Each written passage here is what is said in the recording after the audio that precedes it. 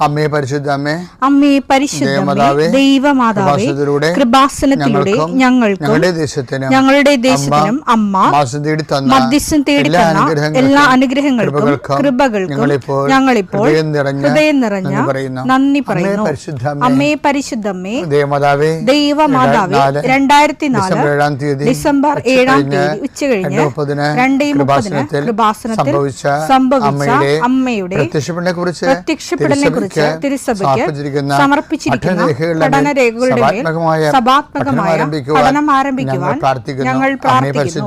അമ്മേ പരിശുദ്ധമേ, ഭൂസ്വർലോകങ്ങളുടെ രാജ്ഞിയായ അങ്ങേയ്ക്ക് ഭൗമസംരക്ഷണത്തിനായി പ്രപഞ്ചപ്രകൃതിയെ തന്നെ തിരുസഭ പ്രതിഷ്ഠിക്കുവാൻ ഈ പ്രത്യക്ഷീകരണം വഴി ഇടയാക്കണമേ. പരിശുദ്ധമേ, ജപമാല മാതാവേ, സകല കൃപാസനം പ്രാർത്ഥനയോടും ചേർത്ത് ഞങ്ങളിപ്പോൾ പ്രാർത്ഥിക്കുന്ന ഈ കുടുംബത്തിന്റെ പ്രത്യേക നിയോഗം പറ മക്കളെ.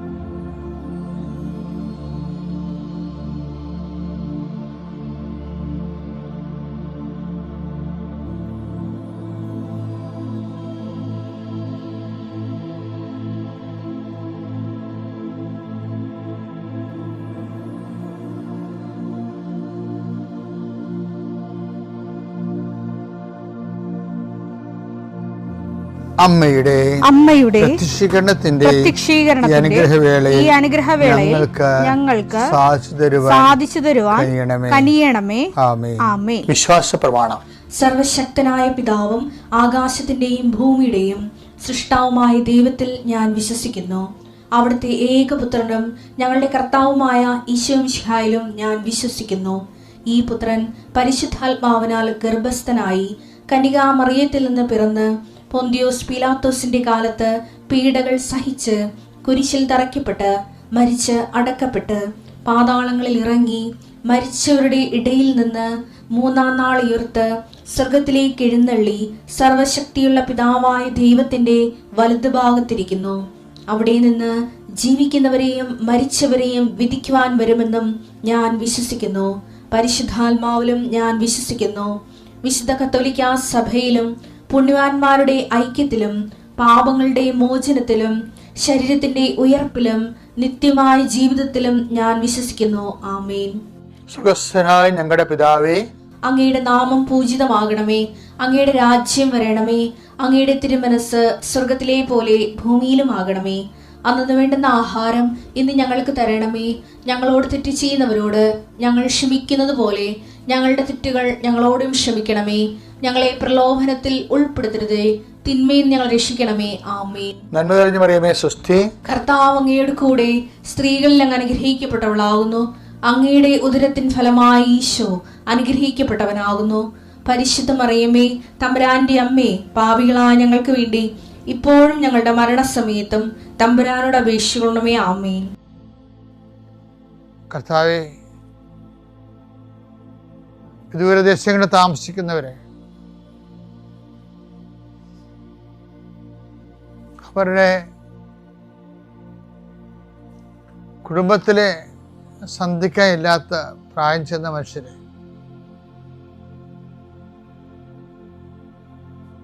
അവരുടെ ന്യായമായ ദുഃഖങ്ങളെ സംബന്ധിച്ച് പ്രാർത്ഥിക്കുന്നു. ഈ ദിവസങ്ങളിൽ അങ്ങനെ കുറേ വിഷയങ്ങളെ കണ്ടു. ജീവിക്കാൻ വേണ്ടി അവർക്ക് പോകാതിരിക്കാനും പറ്റത്തില്ല. പോയതിൻ്റെ പേരിൽ കൂടപ്പിറപ്പുകളും കുഞ്ഞുങ്ങളും ഒക്കെ വേദനിക്കുകയും ചെയ്യണം. ഒരു ഇന്നോവേറ്റീവ് ഈബിൾ എന്ന് പറഞ്ഞ പോലെ കുറേ കാര്യങ്ങൾ ചെയ്യാതിരിക്കാൻ പറ്റില്ല, ചെയ്തില്ലെങ്കിൽ ജീവിക്കാൻ പറ്റത്തില്ല.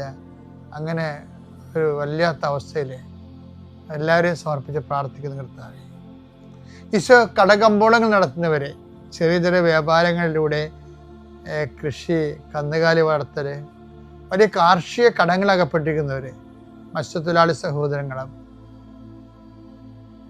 ചില കാര്യങ്ങൾ വിറ്റുമാറ്റിയാൽ രക്ഷപ്പെടും, പക്ഷെ വിൽക്കാൻ പറ്റണില്ല, വിൽക്കാൻ ആളില്ല, വാങ്ങിക്കാൻ ആളില്ല. അങ്ങനെ കുറേ പ്രയാസം അനുഭവിക്കുന്നവരെ അവരെല്ലാവരെയും ഈ പ്രഭാതത്തിൽ സമർപ്പിച്ച് പ്രാർത്ഥിക്കുന്നു. കർത്താവിൽ സമാധാനമില്ലാത്ത കുടുംബങ്ങൾ കർത്താവിൻ്റെ വിശുദ്ധ കുരിശിൻ്റെ അടയാളത്തിനും ആശീർവാദത്തിലും അവർക്ക് സമാധാനം തിരിച്ചു കിട്ടട്ടെ എന്ന് പ്രാർത്ഥിക്കുന്നു.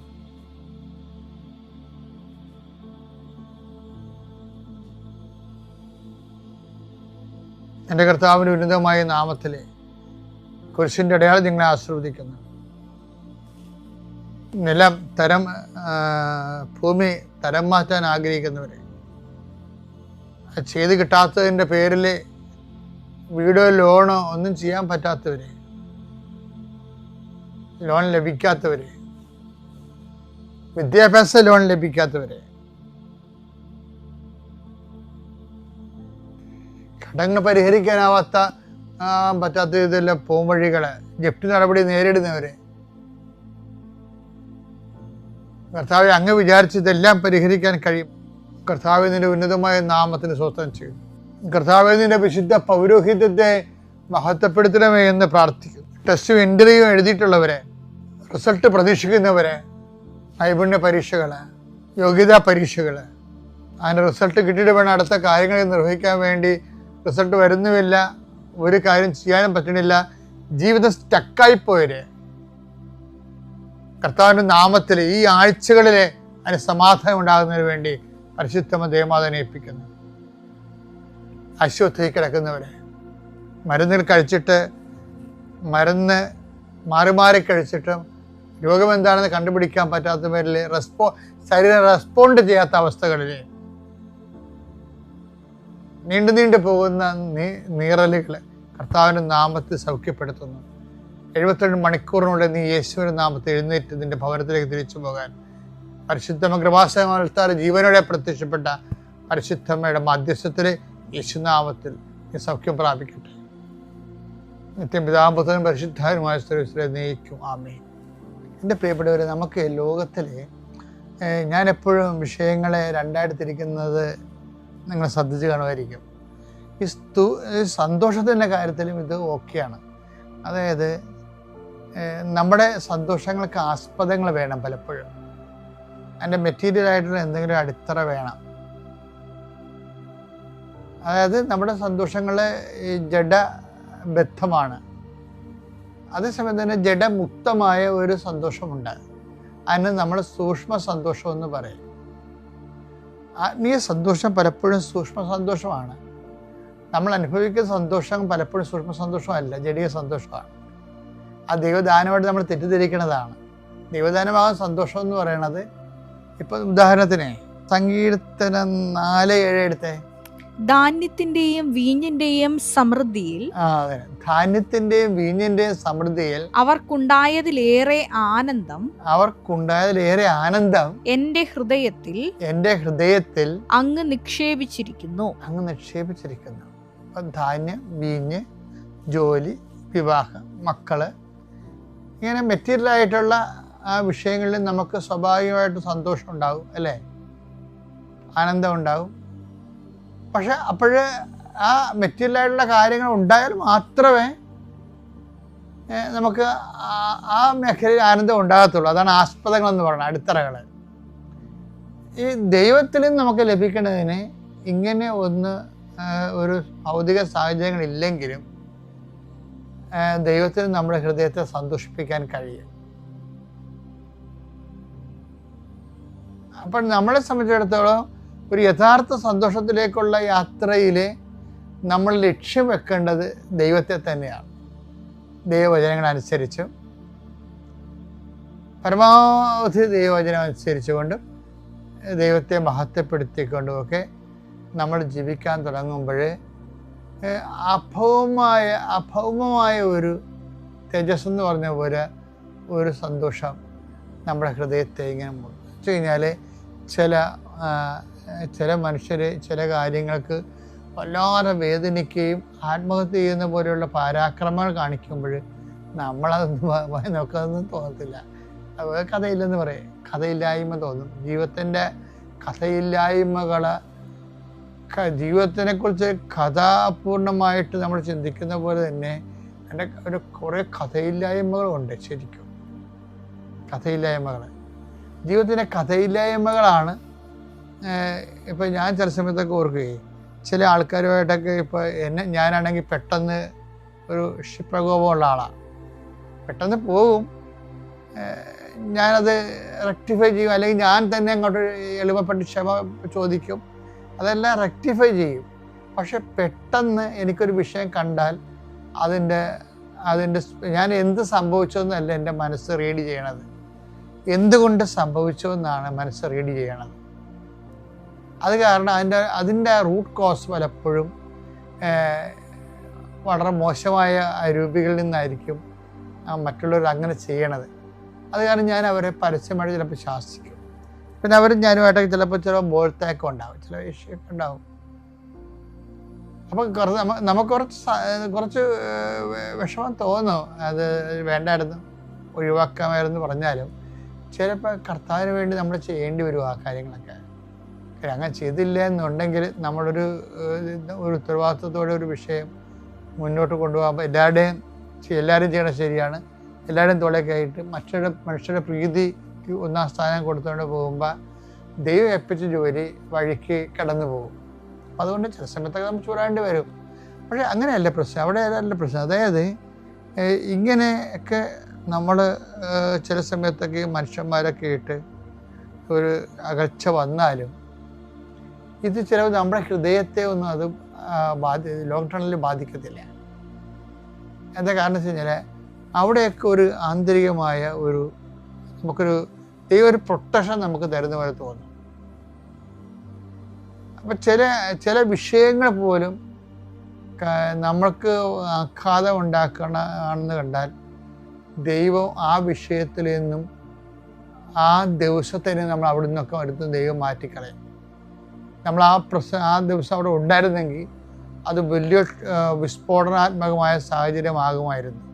ദൈവം ഇങ്ങനെ എയർ ലിഫ്റ്റ് ചെയ്യണ പോലെ മാറ്റിക്കളയും. പിന്നെ എൻ്റെ ആത്മാവ് എപ്പോഴും എന്നോട് പറയുവേ, ഒരു ഇഷ്യൂ ഉണ്ടായി കഴിഞ്ഞാൽ പറയും, സി ജോസഫ്, ഒരു 10 ദിവസം കഴിഞ്ഞാൽ നിനക്കിപ്പോൾ ഉണ്ടാകുന്ന ഇത്രയും ഭാരം അന്ന് നിനക്ക് തോന്നുവാന്ന് പരിശുദ്ധാത്മാവ് തോന്നുന്നു എന്നോട് ചോദിക്കും. അപ്പോൾ ഞാൻ പറഞ്ഞ് 10 ദിവസം കഴിയുമ്പോൾ ഈ ഭാരം അത്രയും തോന്നത്തില്ല, ഞാൻ കുറച്ച് മറന്നു പോകുമായിരിക്കും.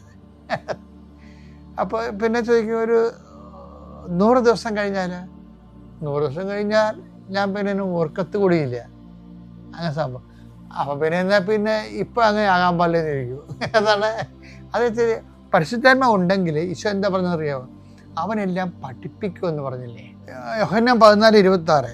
എന്നാൽ എന്റെ നാമത്തിൽ പിതാവ് അയക്കുന്ന സഹായകനായ പരിശുദ്ധാത്മാവ് എല്ലാ കാര്യങ്ങളും നിങ്ങളെ പഠിപ്പിക്കുകയും ഞാൻ നിങ്ങളോട് പറഞ്ഞിട്ടുള്ളതെല്ലാം നിങ്ങളെ അനുസ്മരിപ്പിക്കുകയും ചെയ്യും. ഈ പരിശുദ്ധാത്മാവിന്റെ ഏറ്റവും വലിയ വരദാനങ്ങളൊന്ന് പഠിപ്പിക്കലാണ്. അത് വചനം മാത്രമല്ല, ജീവിതത്തെക്കുറിച്ചും. നമുക്കിപ്പോൾ ഞാൻ നിങ്ങളോട് പറഞ്ഞില്ലേ, ഇപ്പം നിങ്ങളൊരു വീട്ടുകാരുമായിട്ട് വഴക്കാണെന്ന് വിചാരിച്ചോ, 30 കൊല്ലം കഴിയുമ്പോൾ ഈ വഴക്ക് അതേപടി നിലനിൽക്കുമോ എന്ന് നിങ്ങൾ ചോദിക്കണം. 30 കൊല്ലം കഴിയുമ്പോൾ നീ ഉണ്ടാകത്തില്ല, ചിലപ്പോൾ ആ വഴക്കടിക്കുന്ന ആ വ്യക്തി ഉണ്ടാകത്തില്ല. അപ്പോൾ പല വിഷയങ്ങളും പലപ്പോഴും ഇങ്ങനെ ആപേക്ഷികമാണ്, ശാശ്വതമല്ല. അപ്പം ശാശ്വതമല്ലാത്തതും നാളെ അതാ ഈശോ പറഞ്ഞത്, ഇന്ന് കാണുന്നതും നാളെ തീരെറിയപ്പെടുന്നതുമായ പുല്ലിനെ പോലും എന്ന് പറഞ്ഞില്ലേ. പക്ഷെ അതിൻ്റെ ക്ഷണികതയേക്കാൾ എന്നെ ബാധിച്ചതൊന്നുമല്ല. ലൂക്കാ 12:28. ഇന്നുള്ളതും നാളെ തീയിൽ എറിയപ്പെടുന്നതുമായ വയലിലെ പുല്ലിനെ ദൈവം ഇത്രമാത്രം അണിയിക്കുന്നെങ്കിൽ അല്പവിശ്വാസികളെ നിങ്ങളെ എത്രയധികം അണിയിക്കുകയില്ല. അണിയിക്കുകയില്ല. അതിൽ എന്നെ സ്വാധീനിച്ച വാക്യം എന്താണെന്നറിയാം, ഇന്നുള്ളതും പല സംഭവവും നാളെ ഇല്ലാത്തതാണ്. അതാണ് എൻ്റെ സത്യം. ഇന്ന് നിങ്ങൾക്ക് വഴക്കുണ്ട്, വെറുപ്പുണ്ട്, വിദ്വേഷമുണ്ട്, പകമുണ്ട്, വാശിയുണ്ട്, മത്സരമുണ്ട്. ഇപ്പം ഈ വിഷയങ്ങൾ എന്താണ്? നാളെ ഇല്ല. അതാ വിഷയം. ഇന്നില്ലാത്തത് ഇന്നുള്ളതും നാളെ ഇല്ലാത്തതിൻ്റെ ഈശോ അതിനിട്ട പേരെന്താണ്? പുല്ല്. പിടിയിടിയാ. ഇന്നുള്ളതിന് നാളെ ഇല്ലാത്തതുമായിട്ട് എല്ലാത്തിനും ഈശോ കൊടുത്തിരിക്കുന്ന പേരെന്താണ്? പുല്ല്. അതായത് നിസ്സാരമായ കാര്യത്തിൽ പുല്ലെന്ന് പറയും. അതുപോലുള്ള അതായത് നമ്മുടെ പല വിഷയങ്ങളും കാലാന്തരത്തിൽ പുല്ലായി മാറും. അതുകൊണ്ട് നാളെ ആഘാതങ്ങൾ ഇല്ലെങ്കിൽ അത് ഇന്ന് ആഘാതം കൊടുക്കേണ്ട കാര്യമില്ലെന്നുള്ളതാണ് ഈശോയുടെ ഒരു നിലപാട്. അതിന് മഹത്വം ഉണ്ടാകട്ടെ. എൻ്റെ പേര് തമ്പുരു, കൊല്ലം ജില്ലയിൽ നിന്നാണ് വരുന്നത്, പുല്ലൂരിൽ നിന്നാണ് വരുന്നത്. ഇതെൻ്റെ ഹസ്ബൻഡ് രോഹൻ, മകൾ ഋത്വി. ഞാൻ 2023 ആദ്യമായിട്ട് തീർത്ഥാടന ഉടമ്പടി എടുക്കുന്നത്. 2020 തൊട്ടേ ഞാൻ ഓൺലൈൻ ഉടമ്പടിയിൽ പ്രാർത്ഥന തന്നെയാണ്. ഇപ്പം ഇന്ന് വീണ്ടും ഉടമ്പടി പുതുക്കിയിട്ടുണ്ട്. ഇത് 2ാമത്തെ സാക്ഷ്യമാണ് എൻ്റെത്. ആദ്യമായിട്ട് എനിക്ക് പറയാനുള്ളത് നിയോഗത്തിൽ വെച്ച ഒരു കാര്യമല്ല. കഴിഞ്ഞ ആഴ്ച ഞങ്ങളുടെ ജീവിതത്തിലുണ്ടായൊരു സാഹചര്യത്തെ പറ്റിയിട്ടാണ്. ഹസ്ബൻഡ് ഒരു എഞ്ചിനീയറാണ്, 5 വർഷമായിട്ട് ദുബായിൽ വർക്ക് ചെയ്യുകയാണ്. ആൾ അത്യാവശ്യം ലോയും കാര്യങ്ങളും എല്ലാം നോക്കി തന്നെ ജീവിക്കുന്ന ഒരാളായിരുന്നു. കഴിഞ്ഞ ആഴ്ച ആൾ നാട്ടിലോട്ട് വരുന്ന 2 ദിവസം മുമ്പിട്ട് ഒരു പോലീസ് കേസിൽ അകപ്പെടേണ്ട സാഹചര്യം ഉണ്ടായി. ഞാനൊരു ലോയറാണ്, എനിക്കറിയാം ഒരു കേസ് വന്നിട്ടുണ്ടെങ്കിൽ ഒരുപാട് ബുദ്ധിമുട്ടി മാത്രമേ നമുക്ക്, ഒരുപാട് ലാഗായിരിക്കും. പ്രത്യേകിച്ച് ദുബായ് പോലത്തെ ഒരു കൺട്രിയിലൊക്കെ എന്ന് പറയുന്നത് ഒരുപാട് ലാഗായിരിക്കും. ഹിയറിംഗ് ഡേറ്റ് കിട്ടാനായാലും, ഓരോ ഹിയറിംഗ് ഡേറ്റ് കിട്ടാനായാലും, നമ്മൾ ഓരോ സബ്മിഷൻസ്, ഓരോ ആപ്ലിക്കേഷൻ നമ്മൾ സബ്മിറ്റ് ചെയ്യുമ്പോൾ ഒരുപാട് ലേറ്റ് ആയിട്ടാണ് എല്ലാത്തിനും ഡേറ്റും കാര്യങ്ങളും എല്ലാം വരുന്നത്. അതും ഇത് നടക്കുന്നതിന് ഒരാഴ്ചയ്ക്ക് ശേഷം, ഒരാഴ്ച കഴിഞ്ഞിട്ട് ദുബായിൽ നാഷണൽ ഹോളിഡേയ്സ് ആയിരുന്നു. അപ്പോൾ എനിക്ക് ഉറപ്പായിരുന്നു ഒരാഴ്ച കൊണ്ട് ദൈവമേ എങ്ങനെ സംഭവിക്കും, എങ്ങനെ എല്ലാം ശരിയാവുമെന്നൊന്നും എനിക്ക് അറിയത്തില്ലായിരുന്നു. അയാളൊരു ആൽക്കഹോൾ യൂസ് ചെയ്യുന്ന ഒരാളൊന്നും അല്ല. പക്ഷേ അന്ന് ഫ്രണ്ട്സിൻ്റെ കൂടെ കൂടിയിട്ട് ജസ്റ്റ് ഒന്ന് ചെറുതായിട്ടൊന്ന് ഡ്രിങ്ക് ചെയ്തു. അപ്പോൾ ആ സമയത്താണ് പോലീസ് ഇങ്ങനെ പിടിക്കുന്നത്. കൂടെ ഉണ്ടായിരുന്ന 2 ഫ്രണ്ട്സിനെ അവരപ്പോൾ തന്നെ പറഞ്ഞു വിട്ടു. ആൾ ജസ്റ്റ് ഒന്ന് കമ്പനിക്ക് മാത്രം പോയതാണ്, പക്ഷേ ആളെ മാത്രം പിടിച്ചു. പിറ്റേന്നാണ് ഞാനത് അറിയുന്നത്. ആൾ എന്നെ പോലീസ് സ്റ്റേഷനിൽ വിളിച്ച് പറഞ്ഞു, ഞാനിങ്ങനൊരു കേസിലായിട്ടുണ്ട്, എന്താ ചെയ്യേണ്ടതെന്ന് അറിയില്ല എന്ന് പറഞ്ഞു. ഞാൻ നാട്ടിലാണ്. അവിടെ ആയിരുന്നെങ്കിൽ എനിക്ക് അറ്റ്ലീസ്റ്റ് എന്തെങ്കിലും എൻ്റെ ലോയേഴ്സായിട്ടൊക്കെ ഡിസ്കസ് ചെയ്ത് എനിക്ക് ചെയ്യാമായിരുന്നു. നാട്ടിലായതുകൊണ്ട് എനിക്ക് എന്താ ചെയ്യേണ്ടതെന്ന് അറിയില്ല. ഞാൻ അമ്മമാതനെ മുറുക്കി പിടിച്ചു. എനിക്കറിയില്ല എന്തായിരുന്നു എന്നുള്ളത്. ഞാൻ ഉടനെ ആൾ പറഞ്ഞു ഇങ്ങനെയാണ്, ഇന്ന് പോലീസ് സ്റ്റേഷനാണെന്ന് പറഞ്ഞു. അപ്പം ഞാൻ ആളുടെ കമ്പനിയായിട്ട് ബന്ധപ്പെട്ടിട്ട് ഞാൻ ആർക്കും ഒന്നും ചെയ്യാൻ പറ്റില്ല. കാര്യം സൺഡേ ആണ് ആളെ പിടിക്കുന്നത്. സൺഡേ നമുക്ക് ദുബായിൽ ഒന്നും വർക്കിംഗ് അല്ല. കോർട്ടായാലും പോലീസ് സ്റ്റേഷൻ ആയാലും ഒന്നും മൂവ് ചെയ്യത്തില്ല. ഒരു ആപ്ലിക്കേഷൻ നമ്മൾ സബ്മിറ്റ് ചെയ്താൽ ഒന്നും മൂവ് ആവത്തില്ലായിരുന്നു. ആ സമയത്ത് സൺഡേ ആൾ ഫുൾ അന്ന് പോലീസ് സ്റ്റേഷനിൽ തന്നെ ഇരുന്നു. പിറ്റേന്ന് തിങ്കളാഴ്ചയായി, കേസ് രജിസ്റ്റർ ആവുന്നില്ല. അപ്പോഴും ഞാൻ പ്രാർത്ഥിച്ചു, അത് കേസ് രജിസ്റ്റർ ആവാതെ എങ്ങനെയെങ്കിലും ഒന്നാളെ വിടണമെന്ന് ഞാൻ പ്രാർത്ഥിച്ചു. പക്ഷേ എനിക്ക് കേസ് എന്തായാലും രജിസ്റ്റർ ചെയ്യുമെന്ന് എനിക്കറിയായിരുന്നു. തിങ്കളാഴ്ച അങ്ങനെ പോയി. ചൊവ്വാഴ്ച കേസ് രജിസ്റ്റർ ചെയ്തു സമയത്ത് ആളുടെ കമ്പനിയിൽ നിന്ന് തന്നെ ബെയിൽ അപ്ലൈ ചെയ്തു. ബെയിലിന് അപ്ലൈ ചെയ്ത സമയത്ത് ഞാൻ നോക്കിയപ്പം ബെയിലിൻ്റെ ഡേറ്റ് നിൽക്കുന്നത് ഈ നാഷണൽ ഹോളിഡേയ്സിന് ശേഷമാണ്. December 3 കാണിച്ചിരുന്നത്. അപ്പോൾ ഞാൻ വിചാരിച്ചു ദൈവമേ ബെയിൽ പോലും മൂവ് ചെയ്യാൻ പറ്റുന്ന സാഹചര്യമാണല്ലോ, എന്താ ചെയ്യേണ്ടത്? കാര്യം നാട്ടിലേക്ക് വരാനിരിക്കുമായിരുന്നു. ഞങ്ങൾ ഉടമ്പടി പുതുക്കാനും സാക്ഷ്യം പറയാനും മറ്റ് നിയോഗങ്ങളിൽ സാക്ഷ്യം പറയാനും ഒക്കെ ഇരിക്കുമായിരുന്നു. അപ്പോൾ ആൾ ഡേറ്റ് എല്ലാം ഫിക്സ് ചെയ്തിരുന്ന സമയത്താണ് ഇങ്ങനെ സാഹചര്യം ഉണ്ടായത്. അങ്ങനെ ബെയിലിൻ്റെ ഡേറ്റ് കിട്ടി. അപ്പം ഞാനും എൻ്റെ അമ്മയും ഇത് അറിഞ്ഞപ്പോൾ തൊട്ട് ഞങ്ങൾ മാതാവിനോട് പ്രാർത്ഥിക്കണം, മാതാവ് എങ്ങനെയെങ്കിലും ഒന്ന് രക്ഷിക്കണം. എനിക്കൊന്നും അറിയത്തില്ല. കാര്യം വിശ്വാസമുണ്ട്, എൻ്റെ അമ്മ മാതാവ് രക്ഷിക്കുന്ന എനിക്ക് 100% വിശ്വാസമുണ്ട്. പക്ഷേ എങ്ങനെയായിരിക്കും, ആരായിരിക്കും ചെല്ലുന്നത് ഒന്നും എനിക്കറിയത്തില്ല.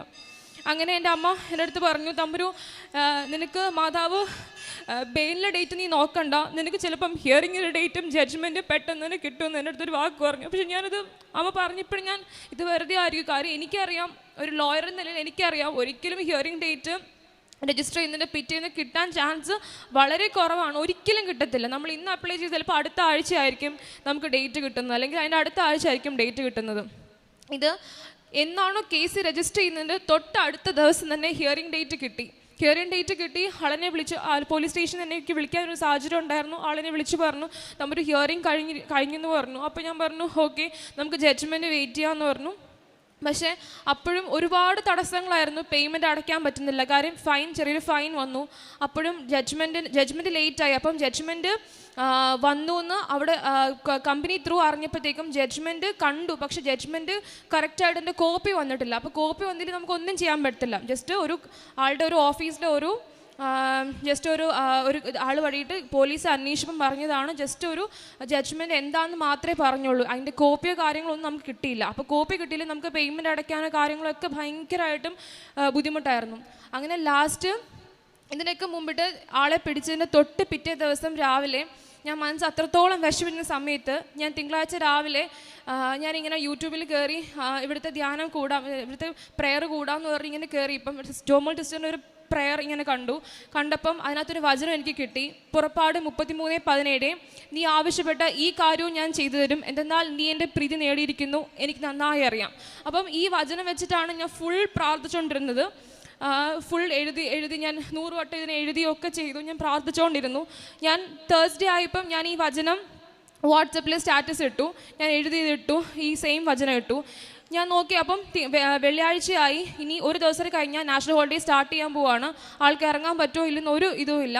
ഞാൻ നോക്കി, ഞാൻ രാവിലെ വെള്ളിയാഴ്ച രാവിലെ 5:30 ആയപ്പോൾ ഞാൻ പ്രെയറിന് കയറി, ഞാനും അമ്മയും പ്രെയറിന് കയറിയ സമയത്ത് ഞാൻ മനസ്സിലിങ്ങനെ ഉണ്ട്, ദൈവമേ എന്തെങ്കിലും ഒരു അടയാളം എനിക്ക് തരണേന്ന് എനിക്കിങ്ങനെ ഞാൻ പ്രാർത്ഥിച്ചു. പക്ഷേ തരുമോ ഇല്ലെന്ന് എനിക്ക് അറിയത്തില്ല. അപ്പോൾ ഞാനിങ്ങനെ വിശ്വാസത്തിൽ പ്രാർത്ഥിച്ചിരിക്കുകയാണ്. കറക്റ്റായിട്ട് ഈ വചനം തന്നെ ജോസഫ് അച്ഛൻ അന്ന് വെള്ളിയാഴ്ച രാവിലെ പറയുകയാണ്. ഈ കറക്റ്റ് ഞാൻ പ്രാർത്ഥിച്ചുകൊണ്ടിരുന്ന ഈ ഒരാഴ്ച കൊണ്ട് സിസ്റ്റർ പറഞ്ഞ ആ സെയിം വചനം ഞാൻ പ്രാർത്ഥിച്ചുകൊണ്ടിരുന്ന ആ വചനം തന്നെ അച്ഛൻ 5:30 വെള്ളിയാഴ്ച രാവിലെ അച്ഛൻ പറഞ്ഞു. അപ്പോൾ എനിക്ക് ഉറപ്പായിരുന്നു ആൾ ഇന്ന് തന്നെ ഇറങ്ങുമെന്ന് എനിക്ക് ഉറപ്പായിരുന്നു. ഞങ്ങൾ പിന്നെയും ഇത് വചനം ഞങ്ങൾ ജമാലെല്ലാം ചൊല്ലി, ബൈബിളെല്ലാം വായിച്ച് വചനം എല്ലാം ചൊല്ലി തന്നെ ഇരുന്നു.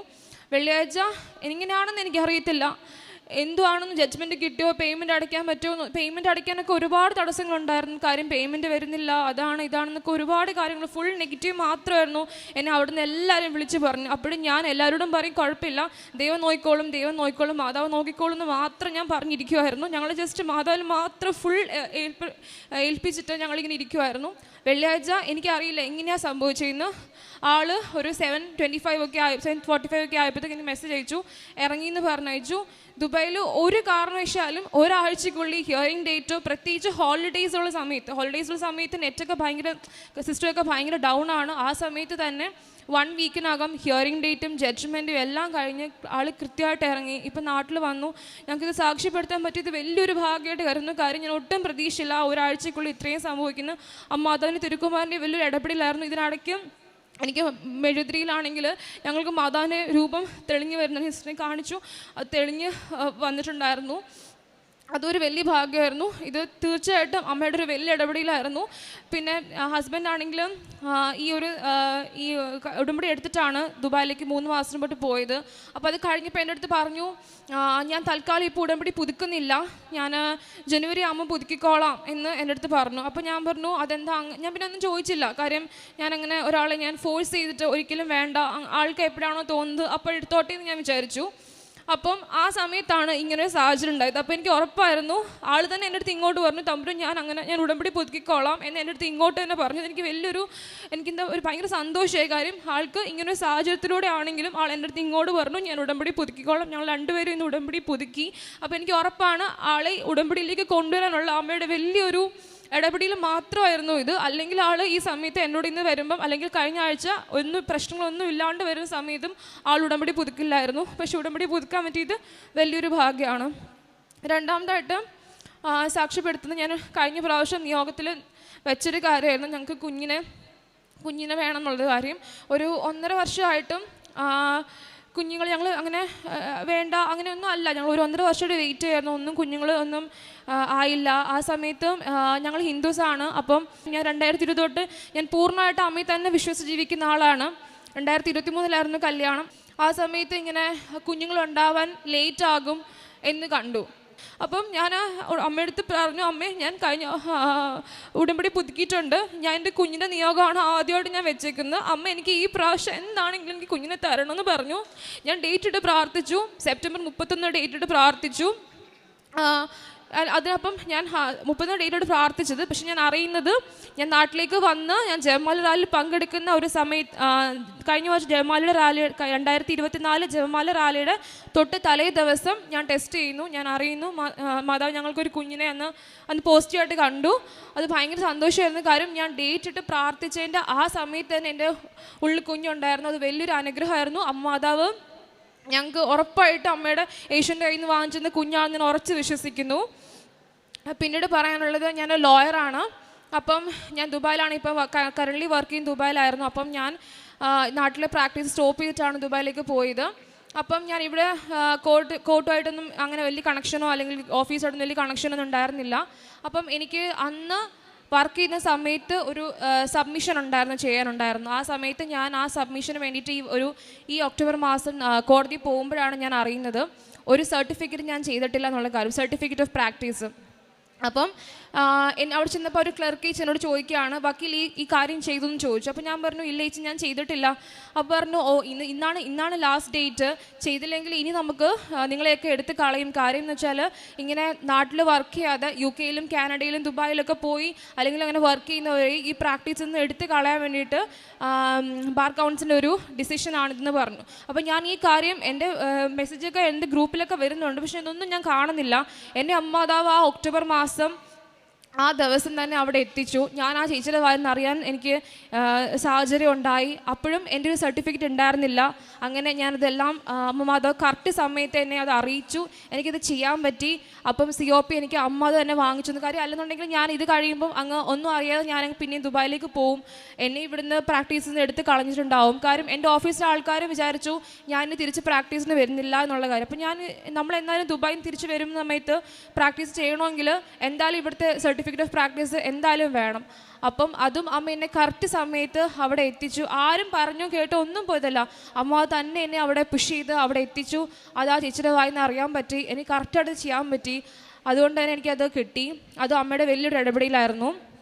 പിന്നെ ഡെലിവറി സമയത്ത്, പ്രഗ്നൻസി സമയത്ത് 5ാം മാസം സെർവിക്സ് 2.4 ആയിട്ട് 5th മന്തിൽ കണ്ടു.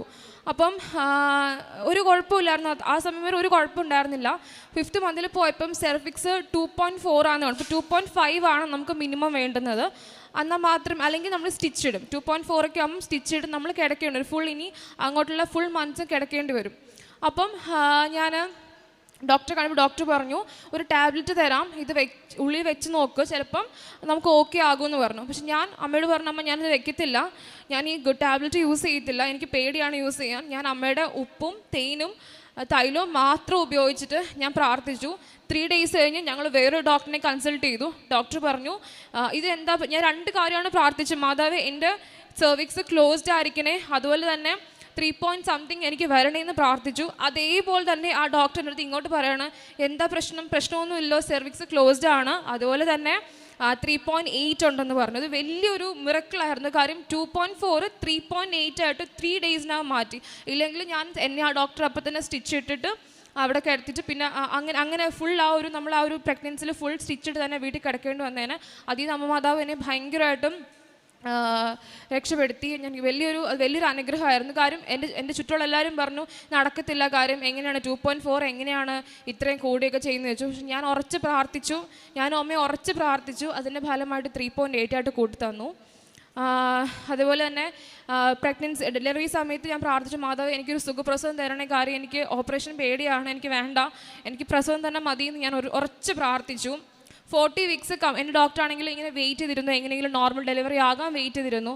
40 weeks വരെ പോയി. 40 weeksൻ്റെ ലാസ്റ്റ് ഡേയുടെ തൊട്ട് തലേ ദിവസം എൻ്റെ കൂടെ ഒന്ന് എല്ലാവരും ഡെലിവറിയായി പോവുകയാണ്. ഞാൻ മാത്രം ഇങ്ങനെ കിടക്കുകയാണ്. പെയിൻ ഇൻഡ്യൂസ് ചെയ്തിട്ടും പെയിനും വരുന്നില്ല, ഒന്നും വരുന്നില്ല. സിസ്റ്റേഴ്സ് എല്ലാം ഒരുമാതിരി ചോദിക്കുകയാണ്, കുട്ടിയുടെ മാത്രം ഒന്നും ആവണില്ലോ എന്നുള്ളത്. ഞാൻ പ്രാർത്ഥിച്ചു, മാതാവേ, അമ്മയുടെ മകളായിരുന്നിട്ട് എന്നെ മാത്രം എന്താണ് ഇങ്ങനെ ഇട്ടേക്കണത്, എനിക്കൊന്നും പെയിനും വരുന്നില്ല, എൻ്റെ അടുത്തൊന്നും പറയുന്നതുമില്ല, ഒന്നും ചെയ്യണമില്ല. അങ്ങനെ എൻ്റെ ഡോക്ടറിൻ്റെ അടുത്ത് പറഞ്ഞു, ഒരു കാര്യം റൂമിൽ പൊയ്ക്കോളൂ, എന്നിട്ട് നമുക്ക് പിറ്റേന്ന് നോക്കാം, പിറ്റേന്ന് നമുക്ക് ഒന്നെങ്കിൽ നോർമലാണെങ്കിൽ അങ്ങനെ, അല്ലെന്നുണ്ടെങ്കിൽ ഓപ്പറേഷൻ ചെയ്യാമെന്ന് ഉറപ്പിച്ച് പറഞ്ഞു. അങ്ങനെ ഞാനന്ന് തലേന്ന് രാത്രി ആ ദിവസം അങ്ങ് റൂമിൽ പോയി, ഹോസ്പിറ്റലിൽ തന്നെ റൂമിൽ ചെന്ന് രാത്രി ഇത് ലേബർ പെയിൻ ആണോ എന്താണെന്നൊന്നും എനിക്ക് അറിയത്തില്ലായിരുന്നു. ഞാൻ ആ ഒരു മയക്കം മാത്രമേ ഉണ്ടായിരുന്നുള്ളൂ. ആ മയക്കത്തിൽ എൻ്റെ എത്രയോ നേരം നീണ്ടു നിൽക്കേണ്ട ഡെലിവറി പെയിൻ, ആ ലേബർ പെയിൻ എനിക്ക് അങ്ങനെ കഴിഞ്ഞ് കിട്ടി. ജസ്റ്റ് 1.5 hour ഞാൻ എന്താണോ പ്രാർത്ഥിച്ചെന്ന് പറയും, അത് എനിക്ക് ഓടിപ്പോയിട്ട് പ്രസവിക്കണം, എനിക്ക് അങ്ങനെ ഒരുപാട് വേദന അനുഭവിക്കേണ്ടത് ഞാൻ പ്രാർത്ഥിച്ചത്.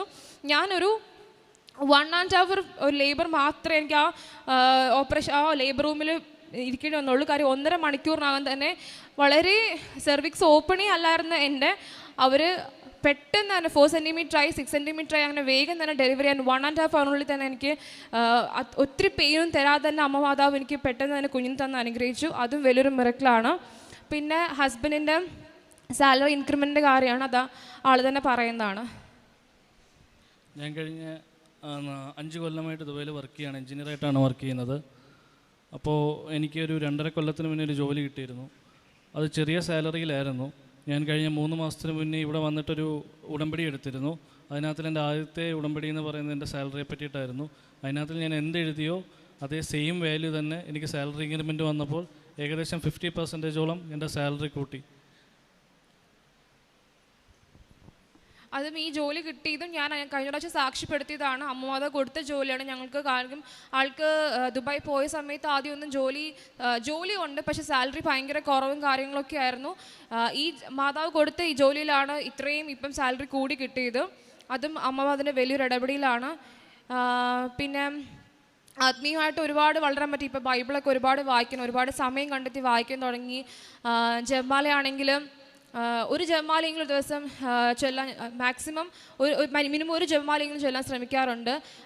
ഒക്ടോബർ മാസം എത്രത്തോളം ജപമാല ചൊല്ലിയെന്ന് എനിക്കറിയില്ല, അത്രത്തോളം ജപമാല അർപ്പിക്കാൻ പറ്റി. അതൊരു വലിയ ഭാഗ്യമാണ്. പിന്നെ പ്രേക്ഷിത പ്രവർത്തനം എന്ന് പറയുന്ന പത്രം ഇവിടുന്ന് ഞങ്ങൾ 5 കെട്ട് പത്രമോ 6 കെട്ട് പത്രമൊക്കെ വാങ്ങിച്ചിട്ട് പോവും. ഞാൻ ഓരോ പത്രത്തിനകത്തും തൈലം പൂശി വചനങ്ങൾ എഴുതിയാണ് ഞാൻ ഓരോരുത്തരുടെ കയ്യിൽ ഏൽപ്പിക്കുന്നത്. ഇത്രയേറെ അനുഗ്രഹം തന്ന അമ്മമാതാവിനും തിരുക്കുമാരനും 1000 നന്ദി പറയാണ്. അമ്മമാതാവിൻ്റെ മകള എന്നും ജീവിക്കണമൊരു പ്രാർത്ഥന മാത്രമേ ഉള്ളൂ. ഇപ്പം ചെറിയ കാര്യങ്ങൾ വരുമ്പോൾ എനിക്ക് ഒരു വലിയ കാര്യങ്ങൾ വരുമ്പോൾ ടെൻഷനേ ഇല്ല. കാരണം ഇവിടെ ആരോ ഉടമ്പടി സാക്ഷ്യം പറഞ്ഞ് ഞാൻ ഓർക്കുന്നു. ചെറിയ കാര്യങ്ങൾ വരുമ്പോൾ ടെൻഷനുണ്ട്, വലിയ കാര്യം വരുമ്പോൾ ഒരു ടെൻഷനും ഇല്ല. കാര്യം എനിക്ക് ഉറപ്പാണ് അമ്മമാതാവ് എങ്ങനെയെങ്കിലും അത് ഇടപെട്ട് എനിക്കിത് ശരിയാക്കി തരും എന്നുള്ളത്. ഇത്രയേറെ അനുഗ്രഹം തന്ന അമ്മമാതാവിന് തിരുക്കുമാരൻ ഒരു നന്ദി പറയാണ്. പുറപ്പാട് 17:11 മോശ കരങ്ങൾ ഉയർത്തിപ്പിടിച്ചിരുന്നപ്പോഴെല്ലാം ഇസ്രായേൽ വിജയിച്ചു കൊണ്ടിരുന്നു. തമ്പുരുവിൻ്റെയും രോഹൻ്റെയും ഉജ്ജ്വലമായ ജീവിത സാക്ഷ്യാനുഭവങ്ങളാണ് അമ്മ മാതാവിൻ്റെ ഈ തിരുനടയിൽ ഈ മക്കൾ പങ്കുവച്ചത്. തമ്പുരു എത്ര ശക്തമായിട്ടാണ് ഉടമ്പടിയെടുത്ത നാൾ മുതൽ അമ്മയിലുള്ള പൂർണ്ണമായ ശരണവും മകളുടെ ജീവിതത്തിൽ ഓരോ കാലഘട്ടത്തിലും വന്നിരുന്ന പ്രതിസന്ധികൾക്ക് അമ്മ സുന്ദരമായി നൽകിയ സംരക്ഷണത്തെക്കുറിച്ചും നമ്മോട് പങ്കുവച്ചത്. മകൾ തുടങ്ങി വെച്ചത് ഏറ്റവും അവസാനത്തെ അനുഗ്രഹത്തെ സൂചിപ്പിച്ചുകൊണ്ടാണ്. ജീവിത പങ്കാളി വിദേശത്ത് മദ്യപിച്ചതിന് പോലീസ് പിടിക്കുന്ന സമയത്ത് നാട്ടിലേക്ക് പോരുവാൻ വേണ്ടി ദിവസങ്ങൾ മാത്രമുള്ളപ്പോൾ അത് കേസെടുത്ത് അതിൻ്റെ പ്രൊസീജിയറെല്ലാം പൂർത്തീകരിച്ച് വെർഡിക്റ്റും കഴിഞ്ഞ് അത് സാധാരണഗതിയിൽ ചുരുക്ക ദിവസങ്ങൾക്കുള്ളിൽ സംഭവിക്കാത്തത് അമ്മ മാതാവിൻ്റെ പ്രത്യേകമായ ഇടപെടലിലൂടെ മകൾ പറഞ്ഞു, എന്നെ വിളിച്ച് പറഞ്ഞ നിമിഷം മുതൽ ഞാൻ പൂർണ്ണമായും അമ്മയുടെ കരങ്ങളിലേക്ക് വിഷയം ഏൽപ്പിച്ചു കൊടുത്ത് ഞാൻ നിരന്തരമായി അമ്മയോട് പ്രാർത്ഥിച്ചു കൊണ്ടിരുന്നു. അങ്ങനെ അമ്മയോട് പ്രാർത്ഥിച്ചു കൊണ്ടിരിക്കുമ്പോൾ കിട്ടിയ വചനത്തെയും മകൾ പ്രത്യേകം സൂചിപ്പിച്ചു. അത് മകൾ സൂചിപ്പിച്ച വചനം പുറപ്പാടിൻ്റെ പുസ്തകം 33:17 മകൾ എടുത്തു പറഞ്ഞു.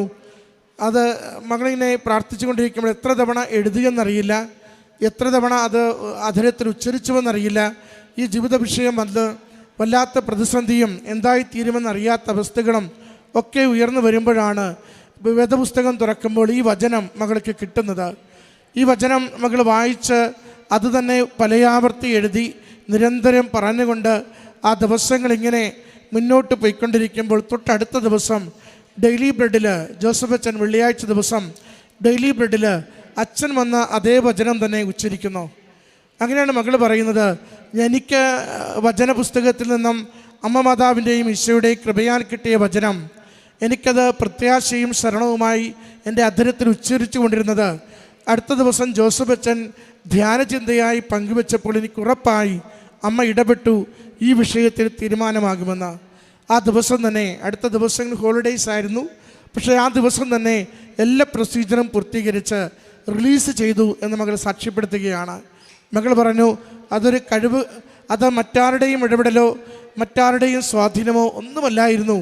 എൻ്റെ ഉടമ്പടി മാതാവിനോട്, കൃപാസന മാതാവിനോട് കണ്ണീരോടെ പ്രാർത്ഥനയോടെ അല്പം പോലും സംശയമില്ലാതെ ഞാൻ കൊടുത്തതിന് എനിക്ക് അമ്മ നൽകിയ വളരെ വേഗത്തിലുള്ള സഹായമായിരുന്നു.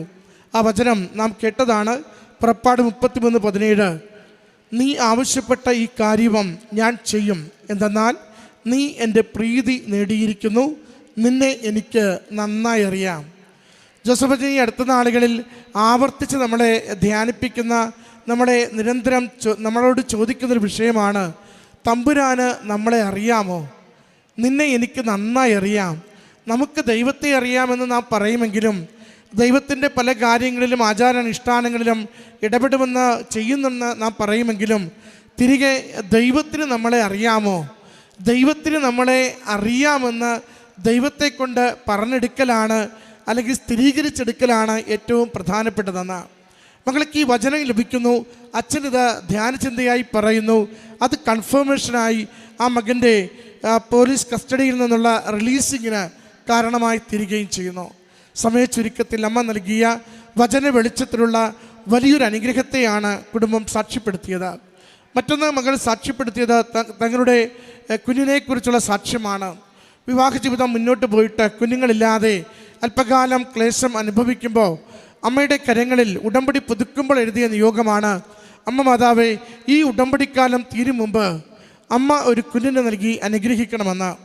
കാരണം അത് വിശ്വാസപരമായി മകൾ അക്രൈസ്തവ മകളായതുകൊണ്ട് അവിടെ കുടുംബത്തിലും പാരമ്പര്യത്തിലും പല കാര്യങ്ങളും മകളോട് പറയുന്നുണ്ട്.